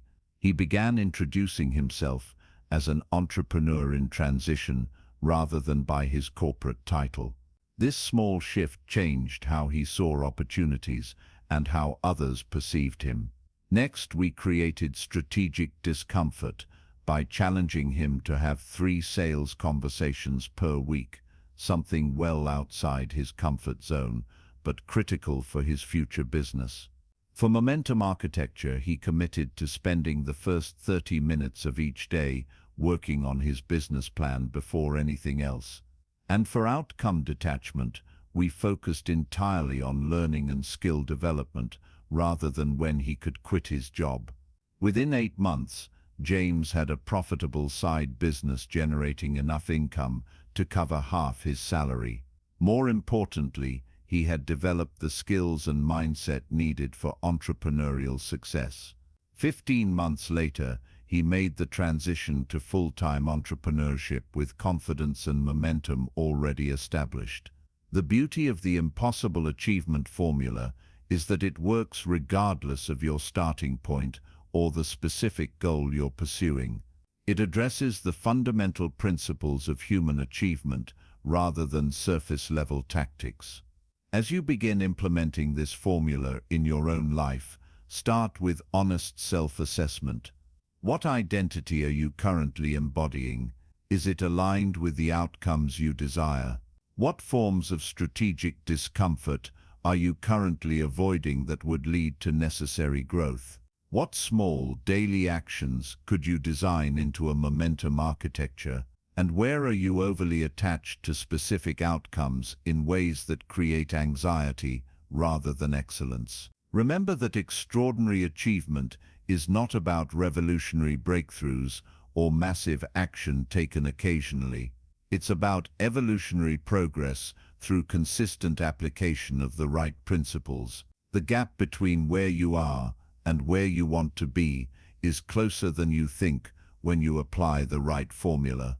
Before I discovered this approach, I spent years trying to force outcomes through sheer effort and willpower. I was working harder but not seeing proportional results. My breakthrough came when I realized I was trying to achieve new outcomes with an old identity. I was approaching my goals like a tactician rather than a strategist, focused on what to do rather than who to become. The shift wasn't immediate. It never is. True transformation happens gradually, often imperceptibly at first. But as you consistently apply these principles, you'll notice a compound effect. Small changes in identity lead to different choices, which create new results, which reinforce the new identity. This virtuous cycle is how impossible goals become inevitable achievements. One important distinction about the impossible achievement formula: unlike many popular approaches, it doesn't promise overnight success or magical shortcuts. It's not about manifesting results through positive thinking or visualization alone. It's a practical, evidence-based system for sustainable achievement that honors the reality that significant accomplishment requires significant transformation. It also acknowledges that achievement exists in a broader context of well-being. Many high achievers reach their goals only to discover they've sacrificed their health, relationships, and happiness in the process. The formula is designed to create holistic achievement, success that enhances rather than diminishes your life quality.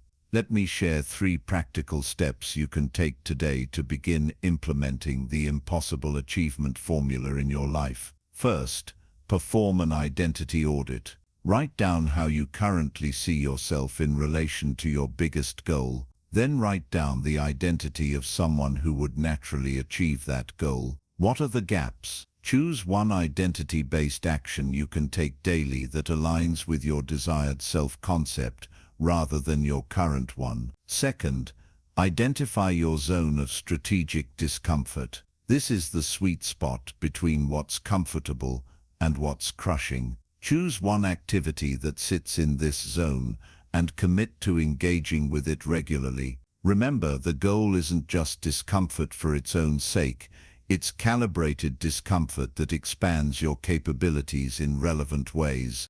Third, design your minimum viable momentum system. What is the smallest daily action you could take that would move you toward your goal? Make it so easy that it feels almost ridiculous to skip it. The power isn't in the size of the action, but in its consistency. As you implement these steps, pay attention to the stories you tell yourself about what's possible. Our narratives create the boundaries of our achievement. If your internal narrative says people like me don't do things like that, you've created an invisible barrier that no amount of tactical knowledge can overcome. I've seen this formula transform lives across every domain, from business and fitness to relationships and personal fulfillment. What makes it powerful is that it works with human psychology rather than against it. It acknowledges our tendency toward homeostasis and builds in mechanisms to overcome the natural resistance to change. The truth is that achievement isn't primarily about information or even motivation. It's about transformation. You already know more than enough to achieve remarkable things. What's missing isn't knowledge, but application through the right framework. I developed this formula because I was frustrated with achievement advice that sounded good but didn't produce results. I wanted a system that addressed the real obstacles people face, not just the surface-level challenges, but the deeper patterns that keep them stuck in cycles of starting strong and fading fast. The impossible achievement formula isn't magic, but it might feel like it when you experience how it bypasses willpower battles and creates natural momentum toward your goals. It's about working smarter, not just harder, aligning your identity, environment, and daily actions with the outcomes you desire. Remember, what seems impossible is often just unfamiliar. The path to extraordinary achievement isn't found in extraordinary circumstances, but in the consistent application of proven principles. You have everything you need to begin this journey today. The question isn't whether this formula works.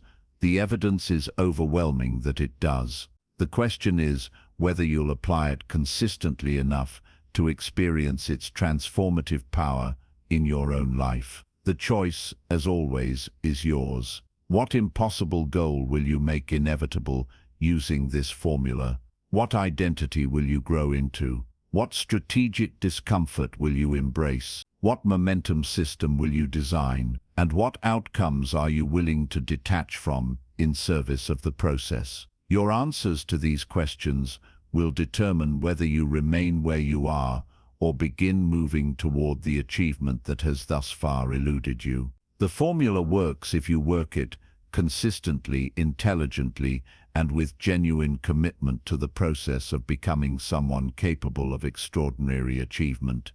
Now is the time to begin, not when conditions are perfect, not when you feel completely ready now, with whatever resources you currently have, with your current constraints and challenges. The impossible achievement formula doesn't require ideal circumstances. It helps you create momentum regardless of your starting point. Those who achieve the seemingly impossible aren't fundamentally different from you. They've simply discovered and applied principles that align with how achievement actually works, rather than how we think it should work. Now you have access to the same formula they use. The greatest barrier to achieving what seems impossible isn't external. It's the gap between who you are and who you need to become. Close that gap through deliberate identity reconstruction, strategic discomfort, momentum architecture, and outcome detachment, and watch as your impossible goals transform into inevitable achievements. We've covered a lot of ground today, from understanding why traditional approaches to achievement often fail, to exploring the 4 components of the impossible achievement formula, to identifying the limiting beliefs that keep people stuck.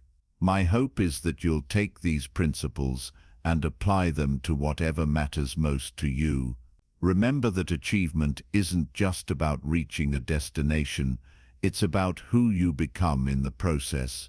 The greatest reward isn't the external result, but the internal transformation that makes that result possible.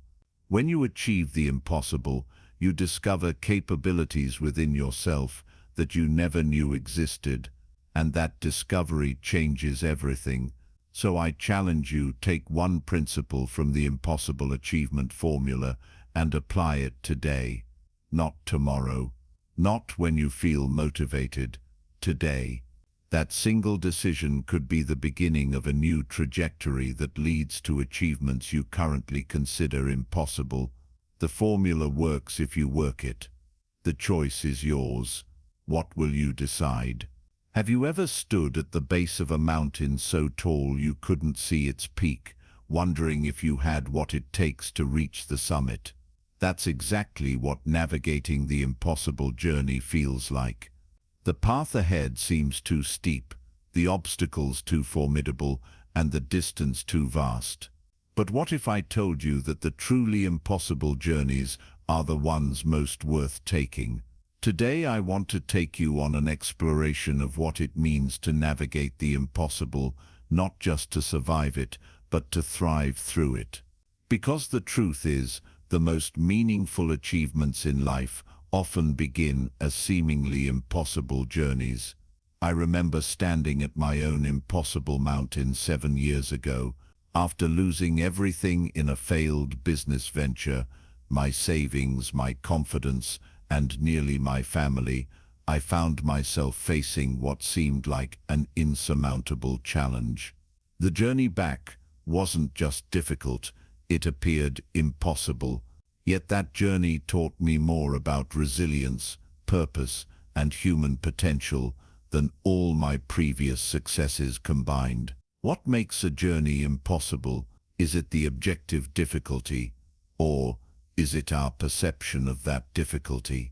When 4-minute mile record holder Roger Bannister was training to break what was then considered a physically impossible barrier. Physiologists insisted the human heart would explode from the effort.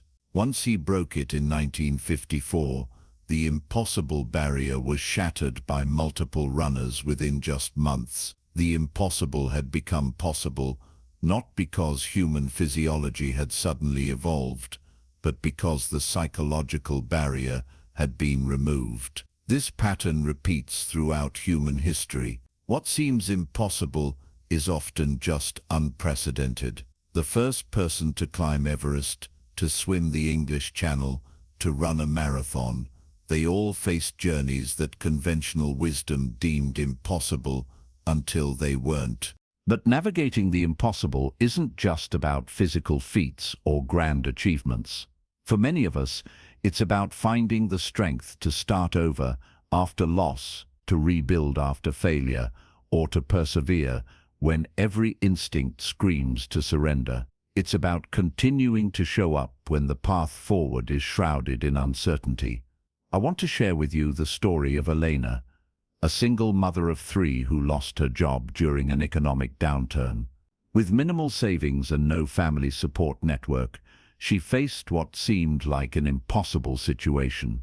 But rather than surrendering to despair, she approached her journey with what I now recognize as the first principle of navigating the impossible: radical acceptance.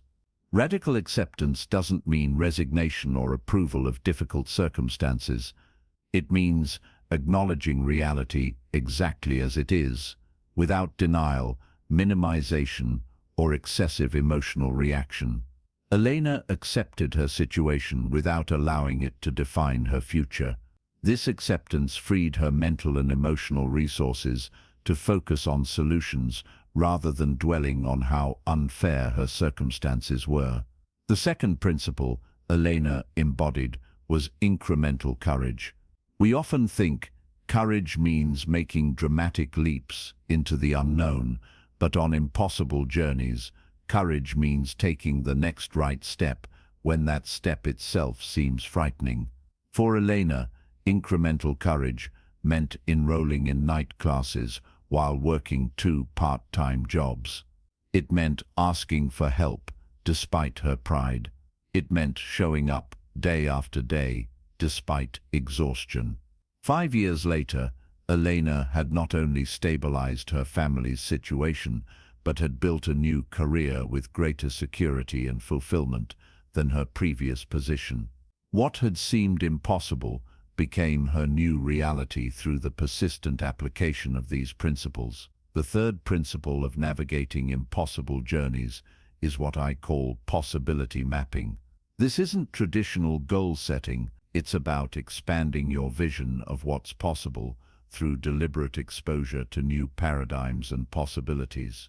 When we're facing the impossible, our vision narrows. We see only obstacles, not opportunities. Possibility mapping is the practice of intentionally widening that lens. I worked with an organization that helped refugees rebuild their lives in a new country. These individuals had faced truly impossible journeys, fleeing violence, leaving everything behind, and arriving in foreign lands without language skills or community connections. One of their most effective programs involved connecting recent arrivals with others from similar backgrounds who had successfully integrated years earlier. These connections weren't just practical, they were paradigm-shifting. Seeing someone who had walked a similar path and thrived expanded what the newcomers believed was possible for themselves. You can practice possibility mapping in your own life by seeking out stories, mentors, and experiences that expand your sense of what's achievable. Who has navigated a journey similar to yours? What did they learn? How did they overcome the obstacles you're facing? Even fictional narratives can serve this purpose, which explains why we're so drawn to stories of impossible journeys. They map possibilities for our own lives. The fourth principle is perhaps the most counterintuitive: embracing strategic incompetence. On impossible journeys, trying to excel at everything simultaneously is a recipe for burnout and failure. Strategic incompetence means deliberately choosing areas where good enough truly is good enough, so you can focus your limited resources on the areas that matter most. When I was rebuilding after my business failure, I made a conscious decision to be strategically incompetent at networking events, elaborate cooking, and keeping a perfectly organized home. These weren't permanent sacrifices, but temporary reallocations of finite energy and attention. By accepting mediocrity in these areas, I could focus intensely on rebuilding my career foundation and healing relationships with my family. What areas of your life could benefit from strategic incompetence as you navigate your own impossible journey? Where are you dispersing energy that could be more powerfully focused? The fifth principle emerges from research on resilience in extreme situations, the renewal cycle. Studies of people who maintain performance under prolonged stress, from elite military units to disaster response teams, show that they instinctively incorporate cycles of stress and renewal rather than attempting to maintain constant output. On an impossible journey, the temptation is to push relentlessly forward, sacrificing rest, reflection, and renewal in the name of progress. But this approach inevitably leads to diminishing returns. The most successful navigators of impossible journeys understand that periodic disengagement isn't just permissible, it's essential. This renewal doesn't have to be elaborate or time-consuming. It might be as simple as 5 minutes of mindful breathing between challenging tasks, a weekly nature walk, or an evening completely disconnected from work concerns. The key is intentionality and regularity. These aren't rewards for progress, they're requirements for sustained performance. I've noticed that many people struggling with impossible journeys resist these renewal cycles out of guilt or fear. They believe taking time for restoration somehow demonstrates lack of commitment. But just as elite athletes understand that recovery isn't separate from training but an integral part of it, navigators of impossible journeys must recognize that renewal isn't separate from progress, it enables it. The sixth principle of navigating impossible journeys comes from an unlikely source: improvisational theater. It's the principle of yes. And in improv, performers are taught to accept whatever their scene partners offer, the yes, and then build upon it, the and. This approach creates forward momentum and unexpected possibilities. On impossible journeys, the path forward rarely unfolds exactly as planned. Unexpected obstacles arise. Resources we counted on disappear. Assumptions prove false. The yes and approach allows us to acknowledge these realities without being derailed by them. Instead of resisting what is, we accept it and then ask, what can I build with this? When Mark lost his health to a chronic condition in the middle of building his dream business, he initially fought against this unwelcome development. He tried to work through increasing pain, denied the limitations of his condition, and refused to adapt his approach. Predictably, both his health and his business suffered. The turning point came when he embraced the yes and mindset. Yes, he had health limitations, and he could redesign his business model to require less physical presence. Yes, he needed more rest, and he could use that time for strategic thinking his previous pace hadn't allowed. Yes, his journey looked different than planned, and this new path had unique advantages he hadn't anticipated. By accepting what couldn't be changed and building upon what remained possible, Mark not only salvaged his journey, but discovered a more sustainable and ultimately more profitable business model. The seventh principle of navigating impossible journeys is perhaps the most important: meaningful metrics. On difficult paths, we often lose sight of our progress because we're measuring the wrong things. When the summit seems just as far away despite hours of climbing, discouragement sets in. But what if we're looking at the wrong metrics? Meaningful metrics are progress indicators that accurately reflect real movement forward, provide regular feedback, and connect to our intrinsic motivation. On impossible journeys, the most obvious metrics, like final outcomes, are often the least useful for maintaining momentum. I worked with a writer who had spent 3 years on a novel and was on the verge of giving up. His sole metric was completion, and since he wasn't complete, he felt he had nothing to show for his efforts. We restructured his metrics to track consistent writing sessions, problems solved in the narrative, and small sections refined to his satisfaction. These metrics revealed that he was making significant progress all along, just not in the all-or-nothing way he had been measuring. What meaningful metrics could help you recognize progress on your impossible journey? Consider tracking process adherence over outcomes, learning over performance, and incremental improvements over transformational changes, especially in the early stages. The eighth principle draws from mountain climbing expeditions, the concept of acclimatization. When climbing extreme heights, summiting isn't simply a matter of physical fitness and technical skill. Climbers must give their bodies time to adapt to decreasing oxygen levels through a process of climbing to higher elevations and then returning to lower base camps. This isn't retreat, it's strategic adaptation that makes ultimate success possible. On our own impossible journeys, we often need similar periods of acclimatization as we reach new levels of challenge or complexity. These might feel like plateaus or even temporary retreats, but they're actually essential adaptation periods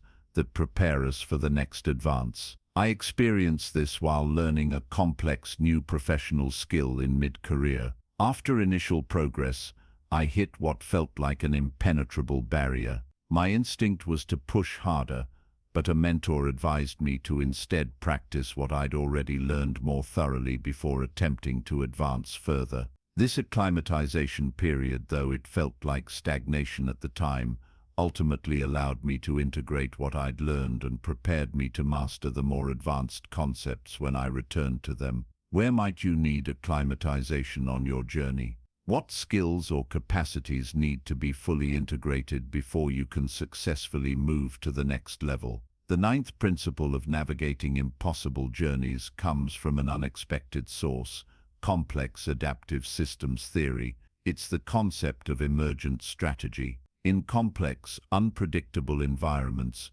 rigid strategic planning often fails because it can't account for all variables and changing conditions. Emergent strategy, by contrast, sets direction and guiding principles but allows specific tactics to evolve based on real-time feedback and changing circumstances. On truly impossible journeys, we can't possibly map every step from the beginning.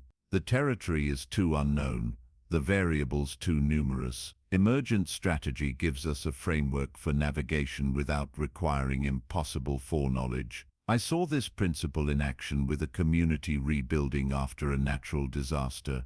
Their initial recovery plans, though carefully crafted, quickly proved inadequate as unforeseen challenges emerged. Rather than abandoning planning altogether or rigidly adhering to now irrelevant plans, they adopted an emergent approach. They established clear principles and priorities, created feedback mechanisms to quickly identify what was working and what wasn't, and empowered local teams to adapt tactics based on ground-level realities. This approach allowed them to maintain coherent progress despite unpredictable challenges. As conditions changed, their strategies evolved while remaining aligned with their core objectives. The journey remained impossible in the sense that no one could have mapped it perfectly from the start, but it became navigable through this adaptive approach. How might emergent strategies serve your impossible journey? What guiding principles would provide direction while allowing tactical flexibility? What feedback mechanisms would help you adapt as you progress? The 10th principle brings us to perhaps the most challenging aspect of impossible journeys,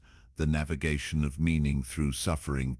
When paths become truly difficult, questions of meaning inevitably arise. Why continue? What purpose does this struggle serve? Is the destination worth the cost of the journey? Viktor Frankl, psychiatrist and Holocaust survivor, observed that people can endure almost any suffering if they can find meaning in it. On impossible journeys, connecting to deeper purpose isn't just motivational, it's essential for survival. I worked with veterans recovering from combat trauma who embodied this principle. Those who found meaning in their suffering, whether through helping other veterans, advocating for better mental health services, or simply understanding their experience as part of a larger human story of resilience, showed dramatically better recovery outcomes than those who could not construct meaning from their trials. Finding meaning doesn't minimize suffering or suggest that hardship is somehow good because of what we learn from it. Rather, meaning-making is how we integrate difficult experiences into our ongoing life narrative in ways that allow us to continue forward rather than remaining trapped in trauma or despair. As you navigate your own impossible journey, what meaning are you creating from the challenges you face? How does this journey, however difficult, connect to your deeper values and purposes? These aren't questions to answer once, but ongoing inquiries that evolve as the journey unfolds. The 11th principle brings us to a critical but often overlooked aspect of impossible journeys, the practice of skilled surrender.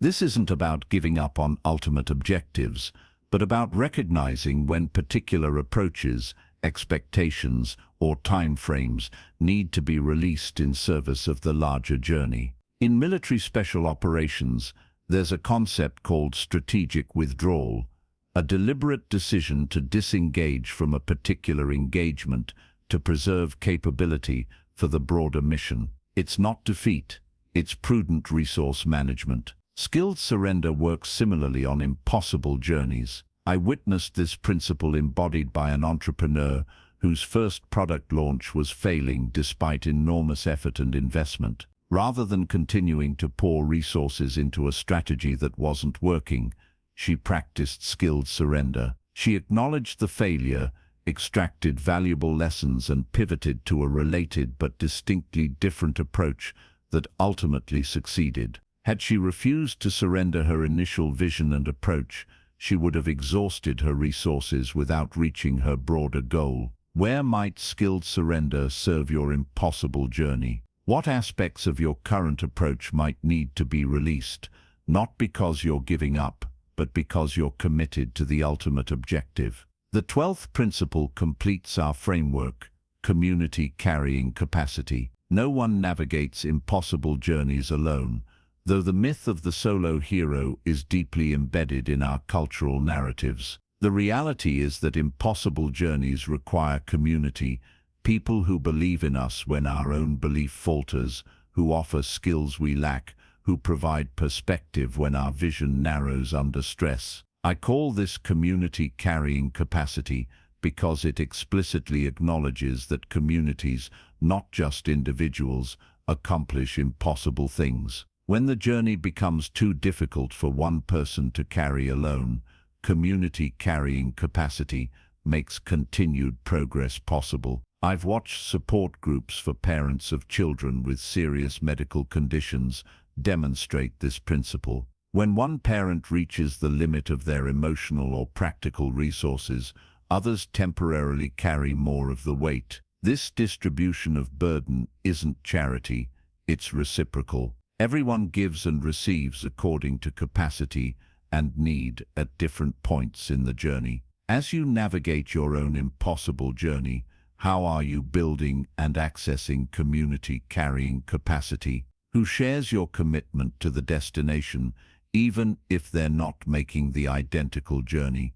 How can you contribute to others' journeys, even as you receive support for your own? These 12 principles: radical acceptance, incremental courage, possibility mapping, strategic incompetence, the renewal cycle, yes, and thinking, meaningful metrics, acclimatization, emergent strategy, meaning through suffering, skilled surrender, and community carrying capacity, form a comprehensive framework for navigating impossible journeys. But frameworks alone don't navigate journeys. People do. And this brings us to perhaps the most important insight about impossible journeys. They transform not just our circumstances, but our identities. We start these journeys as one person, and if we persist, arrive as another. This transformation isn't incidental to the journey, it's often the point. The external achievements, summiting the mountain, completing the project, rebuilding what was lost, matter less than who we become through the process of pursuing them. I've watched people undertake seemingly impossible journeys of recovery, creation, and transformation. Those who succeed don't just reach external goals, they undergo profound identity shifts. They begin to see themselves not as victims of circumstance, but as navigators of complexity, not as passive recipients of fate, but as active creators of possibility, not as individuals defined by limitation, but as beings capable of transcending what once seemed insurmountable. This identity transformation isn't abstract or philosophical, it's practical and profound. It changes how we approach not just our current journey, but all future challenges. It expands what we perceive as possible, not just in specific domains, but across our entire lives. And this brings us full circle to where we began, standing at the base of the impossible mountain, questioning our capacity to reach the summit. The truth is that questioning is appropriate. The person standing at the base may indeed lack what's required to reach the summit, but the person who emerges through the journey of climbing, that person will have developed capacities that couldn't have been imagined at the outset. This is the paradox and the promise of impossible journeys. We don't navigate them because we're capable, we become capable by navigating them. So as you stand before your own impossible mountain, whether it's rebuilding after loss, creating something unprecedented, healing what seems irreparably broken, or transforming in ways that now seem beyond reach, remember this: the journey will demand more than you currently have to give, and the journey itself will develop in you the capacity to give it. The question isn't whether you have what it takes. The question is whether you're willing to become what it takes. The impossible journey isn't just about reaching destinations. It's about becoming the kind of person for whom those destinations are no longer impossible. I believe you can become that person. I believe the journey, however daunting it appears, can be navigated, not because it's easy or guaranteed, but because the human capacity for growth, resilience and transformation consistently exceeds our initial estimation. We are built for impossible journeys. They are how we discover who we truly are and what we're truly capable of becoming. So take that first step. Apply these principles not as formulas for instant success, but as frameworks for sustained navigation through complexity and challenge. Connect with others on similar paths. Rest when you need to. Adapt when you must, but keep moving forward, one incremental act of courage after another. The summit may seem impossibly distant now, but with each step, you transform both the journey and yourself. And one day, perhaps sooner than you imagine, you'll look back at what once seemed an impossible distance and marvel not just at how far you've come, but at who you've become through the journey of navigating the impossible. What impossible journey stands before you today? What first step, however small, could begin your navigation toward what now seems beyond reach? That step is waiting for you. The journey is calling, and the person you'll become through navigating it is worth every challenge you'll face along the way. What if everything you believed about your limitations was actually untrue? What if the boundaries you've accepted were simply illusions created by past experiences, outdated beliefs, and the expectations of others? Imagine for a moment what your life would look like if you stepped beyond those boundaries and began living in the realm of possibility. The realm of possibility isn't some mystical place reserved for the specially gifted or extraordinarily lucky. It's a mindset, a way of engaging with the world that transforms how we see ourselves, how we interact with others, and how we approach the challenges and opportunities that shape our lives. I discovered this realm quite by accident when my carefully constructed life plan collapsed spectacularly at age 32. After losing my job, relationship and health in rapid succession, I found myself sitting on the floor of an empty apartment, surrounded by boxes and broken dreams, wondering what possible future remained. That night, in what felt like my darkest moment, I stumbled upon a question that would change everything. What if this isn't the end of my story, but the beginning of a much better one?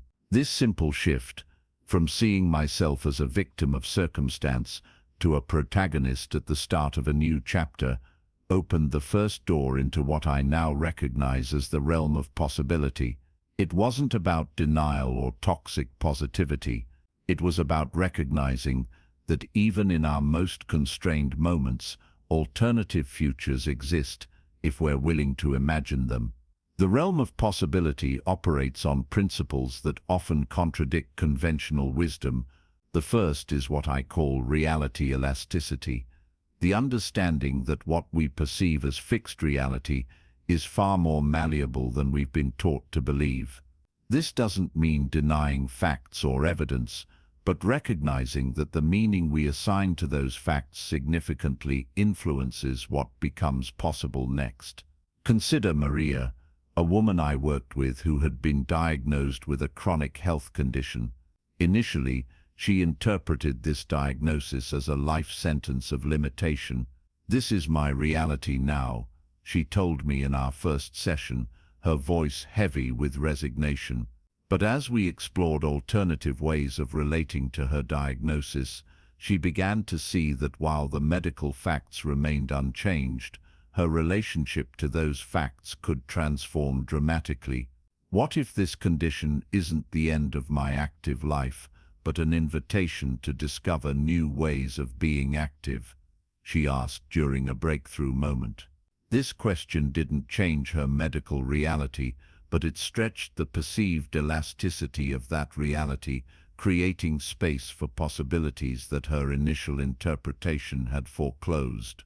Within 6 months, Maria had adapted her approach to physical activity, discovered new passions that worked within her medical constraints, and developed a relationship with her body based on gratitude for what remained possible rather than resentment for what had been lost.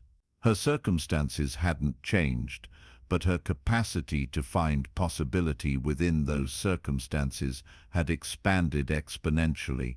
The second principle of living in the realm of possibility is what I call boundary consciousness, the practice of becoming aware of the boundaries we've accepted and questioning their validity.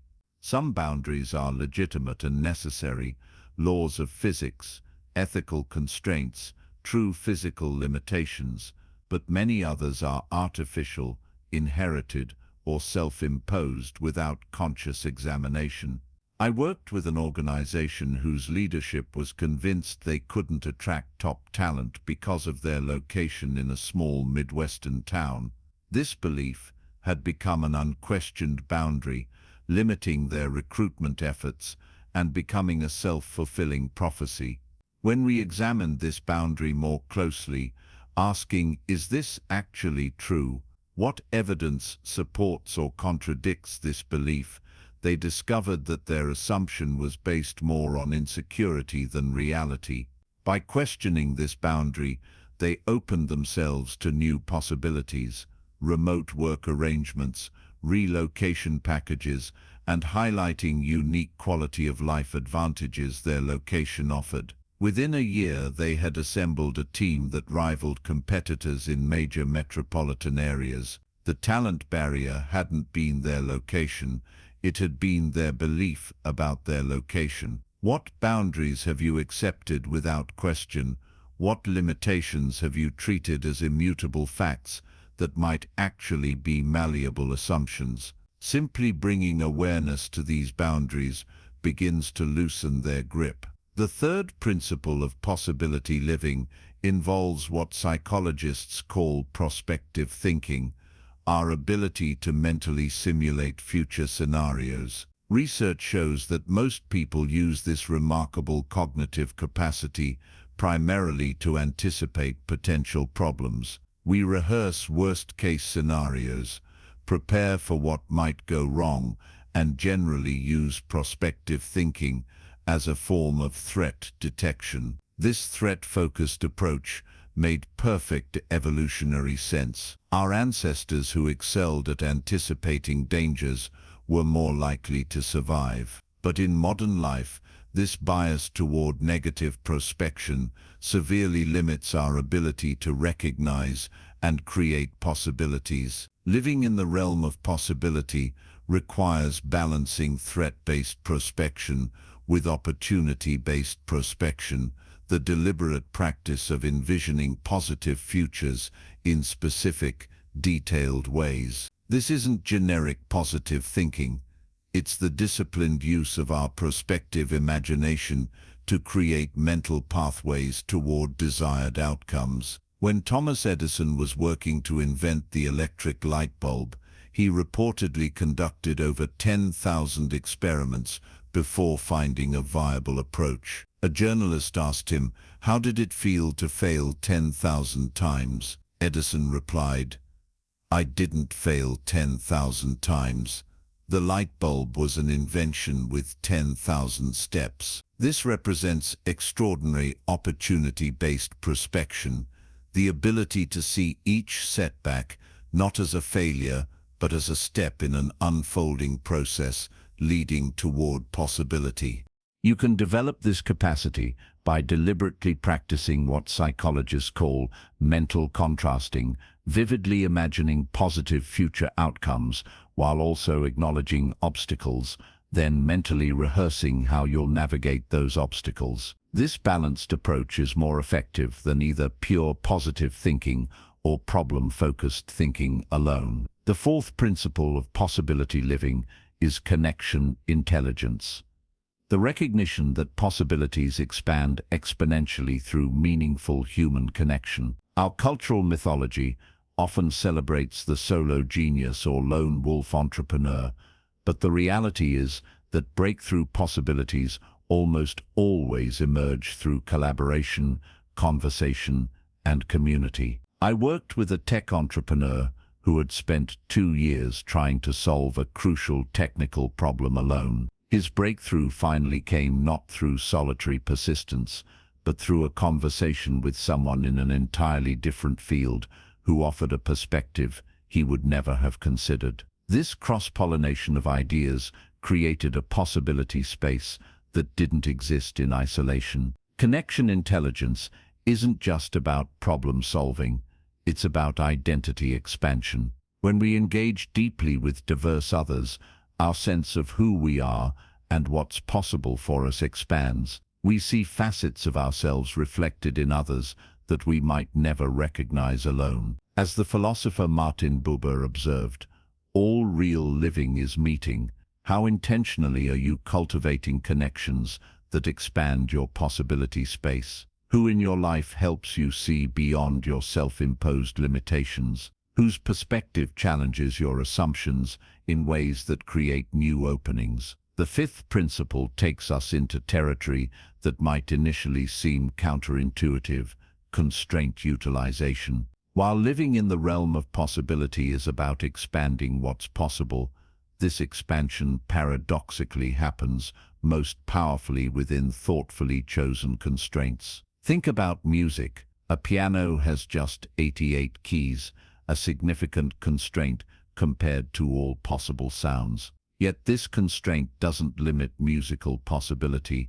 It channels creative energy in ways that produce extraordinary beauty and innovation. Without the constraint of those 88 keys, musical creativity would dissipate into overwhelming choices. I worked with writers who complained of creative blocks, only to discover they were suffering not from too many constraints but too few. When we introduced specific limitations, write in this genre, use these 3 words, create a story that takes place in this setting, their creativity flourished within the focusing power of these constraints. The key distinction is between imposed constraints that feel restrictive and chosen constraints that feel generative. Living in the realm of possibility isn't about removing all limitations, it's about consciously choosing which limitations serve your deeper intentions and purpose. What constraints might actually expand your possibilities rather than contract them?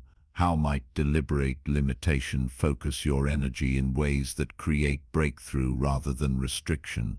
The 6th principle of possibility living involves what psychologists call psychological distance, our ability to mentally step back from our immediate experience to gain broader perspective. Research shows that when we create psychological distance, thinking about our situation from a third-person perspective, imagining how we'll view it in the future, or considering how someone else might see it, we discover possibilities invisible from within our immersed first-person viewpoint. A study at Ohio State University found that simply shifting from first-person to third-person language when thinking about challenging situations, the thing what should I do versus what should your name do, significantly increased creative problem-solving capacity and reduced emotional reactivity. I've seen this principle transform how people navigate major life transitions when facing difficult decisions, psychologically distancing by asking, "What would I advise my best friend to do in this situation?" or "How will I view this choice 10 years from now?" consistently reveals possibilities obscured by immediate emotions and pressures. How might you create helpful psychological distance from the challenges you're currently facing? What perspective shifts would help you see possibilities currently hidden from view? The 7th principle takes us into the realm of embodied cognition, the recognition that our physical states profoundly impact our capacity to perceive and create possibilities. Research in cognitive science has demolished the notion that our minds and bodies operate independently. Our physical experiences directly shape what we can imagine, perceive, and create. Studies show that something as simple as adopting an expansive posture for 2 minutes increases testosterone and decreases cortisol, creating a hormonal profile associated with greater confidence and risk tolerance, essential components of possibility thinking. Conversely, contracted physical positions not only reflect but actually create contracted psychological states, narrowing our perception of what's possible. I worked with a negotiation team preparing for a high-stakes business deal. Before developing strategy, we focused on their physical preparation, creating pre-negotiation rituals that included expansive movement, breathing practices, and specific postures designed to optimize their physiological state. The result wasn't just psychological confidence, but a measurably expanded ability to see creative possibilities during the actual negotiation. How conscious are you of the relationship between your physical state and your capacity to perceive possibilities? What practices might help you embody the expanded awareness that possibility living requires? The 8th principle brings us to what psychologists call temporal construal, how differently we perceive possibilities depending on whether we're thinking about the near or distant future. Research shows that when considering the immediate future, we tend to focus on concrete, practical concerns, how, when, where, but when thinking about the more distant future, our perspective naturally widens to encompass purpose, meaning, and broader possibilities. This insight explains why New Year's resolutions rarely translate into sustained change. The resolution itself happens in distant future thinking mode, where possibilities seem expansive and inspiring. But implementation happens in near future mode, where practical constraints dominate our attention. Living in the realm of possibility requires deliberately bridging these two modes, connecting inspiring long-term visions to concrete near-term actions, while maintaining awareness of how differently we perceive in each mode. One effective approach is creating what psychologists call implementation intentions, specific if-then plans that link inspiring goals to concrete situations. Rather than a vague commitment to exercise more, an implementation intention specifies, if it's Monday, Wednesday or Friday at 7 a.m., then I'll go for a 30-minute run. This bridges the possibility-focused distant thinking with the practicality-focused near thinking in ways that create sustainable change. How might you more effectively bridge your expansive long-term vision with concrete near-term actions? What implementation intentions would help translate your sense of possibility into daily reality? The ninth principle takes us into the neuroscience of prediction. Our brains are essentially prediction machines, constantly generating expectations about what will happen next based on past experience. This predictive capacity is enormously useful. It's how we navigate familiar environments without conscious thought. But it becomes a possibility-limiting liability when we confuse our predictions with reality itself. The practice of prediction awareness involves noticing the difference between what we're actually experiencing and what our brain is predicting we'll experience. This distinction creates space for possibilities our predictive machinery would otherwise filter out before we even became conscious of them. I worked with a team in a long-established company where the refrain, "We've tried that before," had become a reflexive response to new ideas. When we examined these claims more carefully, we discovered that what they called "tried before" often bore only superficial resemblance to the new proposals. Their predictive machinery was categorizing new possibilities as old failures based on pattern matching rather than genuine similarity. By developing prediction awareness, consciously noticing these automatic categorizations, they created space to evaluate ideas on their actual merits rather than through the distorting lens of prediction. This simple practice dramatically expanded their possibility space. Where might your predictions be limiting what you can perceive as possible? What familiar situations might contain unexplored possibilities if you could suspend your automatic predictions about them? The 10th principle focuses on possibility narratives, the stories we tell ourselves and others about what's possible. Narrative psychologists have demonstrated that the stories we tell don't just describe our reality, they create it. Our narratives shape what we perceive as possible, which in turn influences what actually becomes possible through our actions. I worked with Rebecca, a mid-career professional contemplating a significant career change. Her initial narrative was structured around limitation. At my age, with my responsibilities, major changes aren't realistic. This narrative wasn't objectively true or false. It was a framework that shaped what she could perceive and create. Through deliberate narrative work, she developed an alternative story.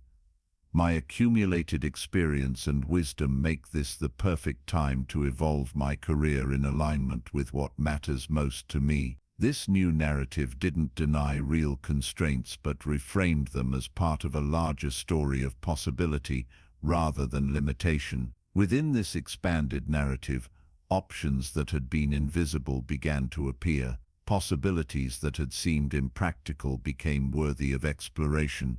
The external circumstances hadn't changed, but the narrative through which she engaged with those circumstances transformed completely. What stories are you telling about what's possible in your life? If you were to consciously craft a narrative that expanded rather than contracted your sense of possibility, what elements would it include? The 11th principle of possibility living involves what psychologists call cognitive reappraisal, our capacity to change how we feel about situations by changing how we think about them. Research shows that how we interpret events, not the events themselves, determines their emotional impact and the possibilities we can perceive within them. When we encounter setbacks or challenges, our initial interpretations often focus on threat, loss, or failure. These interpretations trigger emotional responses that narrow our cognitive bandwidth and perceptual field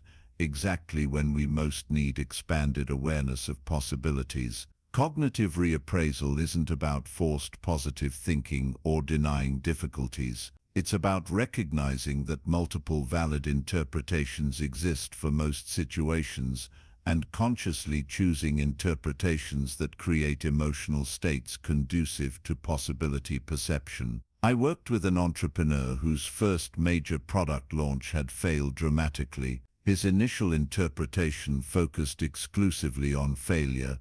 This proves my idea isn't viable. This interpretation generated emotions, shame, disappointment, defeat, that made it nearly impossible to see any path forward. Through cognitive reappraisal, he developed alternative interpretations. This particular implementation didn't succeed with this specific audience at this time. This more nuanced interpretation acknowledged the disappointment while creating space for learning and adaptation rather than terminal defeat. The situation hadn't changed, but his relationship to it transformed completely. How might reinterpreting your current challenges create emotional states more conducive to possibility thinking? What alternative perspectives might generate curiosity, interest, or determination instead of resignation or defeat? The 12th principle brings us to what social psychologists call possible selves, our mental representations of who we might become in the future. Research shows that these possible selves are not just passive hopes or fears. They actively shape our behavior, attention, and perception of what's possible in the present. I worked with university students from disadvantaged backgrounds who struggled to persist through academic challenges. Many had never developed clear, detailed, positive possible selves related to academic success. Without these mental representations, short-term difficulties easily derailed their progress because they couldn't connect present struggles to future possibilities that mattered deeply. By developing vivid, emotionally compelling images of their possible future selves, not just abstract goals, but richly detailed visions of who they might become, these students showed remarkable increases in resilience and academic performance. The possible selves served as psychological bridges, connecting difficult present moments to meaningful future possibilities. How vivid and compelling are your possible selves? Can you see, feel, and emotionally connect with who you might become if you lived more fully in the realm of possibility? The more psychologically real these possible selves become, the more they shape your present experience and behavior. These 12 principles, reality elasticity, boundary consciousness, prospective thinking, connection intelligence, constraint utilization, psychological distance, embodied cognition, temporal construal, prediction awareness, possibility narratives, cognitive reappraisal, and possible selves form a comprehensive framework for living in the realm of possibility. But knowledge alone doesn't create transformation. Practice does. Living in the realm of possibility isn't a destination you reach once and permanently inhabit. It's a practice, a way of engaging with yourself and the world that requires ongoing intention and attention. Like any practice, it develops through consistent application over time. Start small, choose one situation where you feel constrained or limited, and apply just one of these principles. Notice what shifts in your perception. What options become visible that weren't before? What emotions arise when you expand your sense of possibility? Then build gradually, As possibility thinking becomes more natural in one domain, extend it to others. Notice the resistance that arises, the part of you invested in the certainty of limitation rather than the uncertainty of possibility. This resistance isn't weakness, it's a natural protective response to the vulnerability that possibility creates. Because that's the paradox of possibility living. It simultaneously makes us more capable and more vulnerable. More capable because we see and can act on a wider range of opportunities. More vulnerable because expanding what we believe possible means risking disappointment if those possibilities don't materialize as we hoped.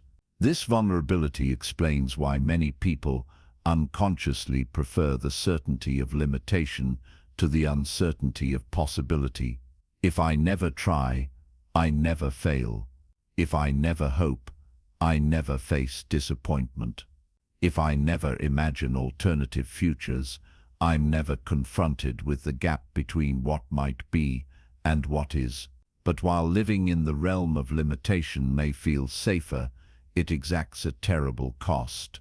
The slow suffocation of our potential, the gradual dimming of our vitality, the quiet desperation that comes from knowing, somewhere deep inside, that we've chosen security over aliveness. Living in the realm of possibility requires courage, not the dramatic courage of epic heroes, but the quiet courage of ordinary people willing to remain open to possibility, even when certainty seems more comfortable. The courage to say, I don't know what's possible here, but I'm willing to find out, when everything in you wants to say, I already know the limits of what can happen. I've witnessed this courage in people facing circumstances far more challenging than most of us will ever encounter. The cancer patient who, despite terrible prognosis, asks what's still possible for me in the time I have. The refugee who, having lost everything familiar, asks what new life might I create here. The person recovering from trauma who asks, how might this experience, terrible as it was, become part of a larger story of healing and growth? These questions don't deny difficulty, minimize suffering, or promise easy answers, but they create openings where otherwise there would be only walls. They keep possibility alive when everything else suggests surrendering to limitation. And that's perhaps the most important understanding about living in the realm of possibility. It's not about achieving specific outcomes or manifesting particular desires. It's about remaining in conversation with life, rather than concluding that the conversation is over. It's about maintaining a fundamental orientation toward openness, growth, and emergence rather than closure, safety, and certainty.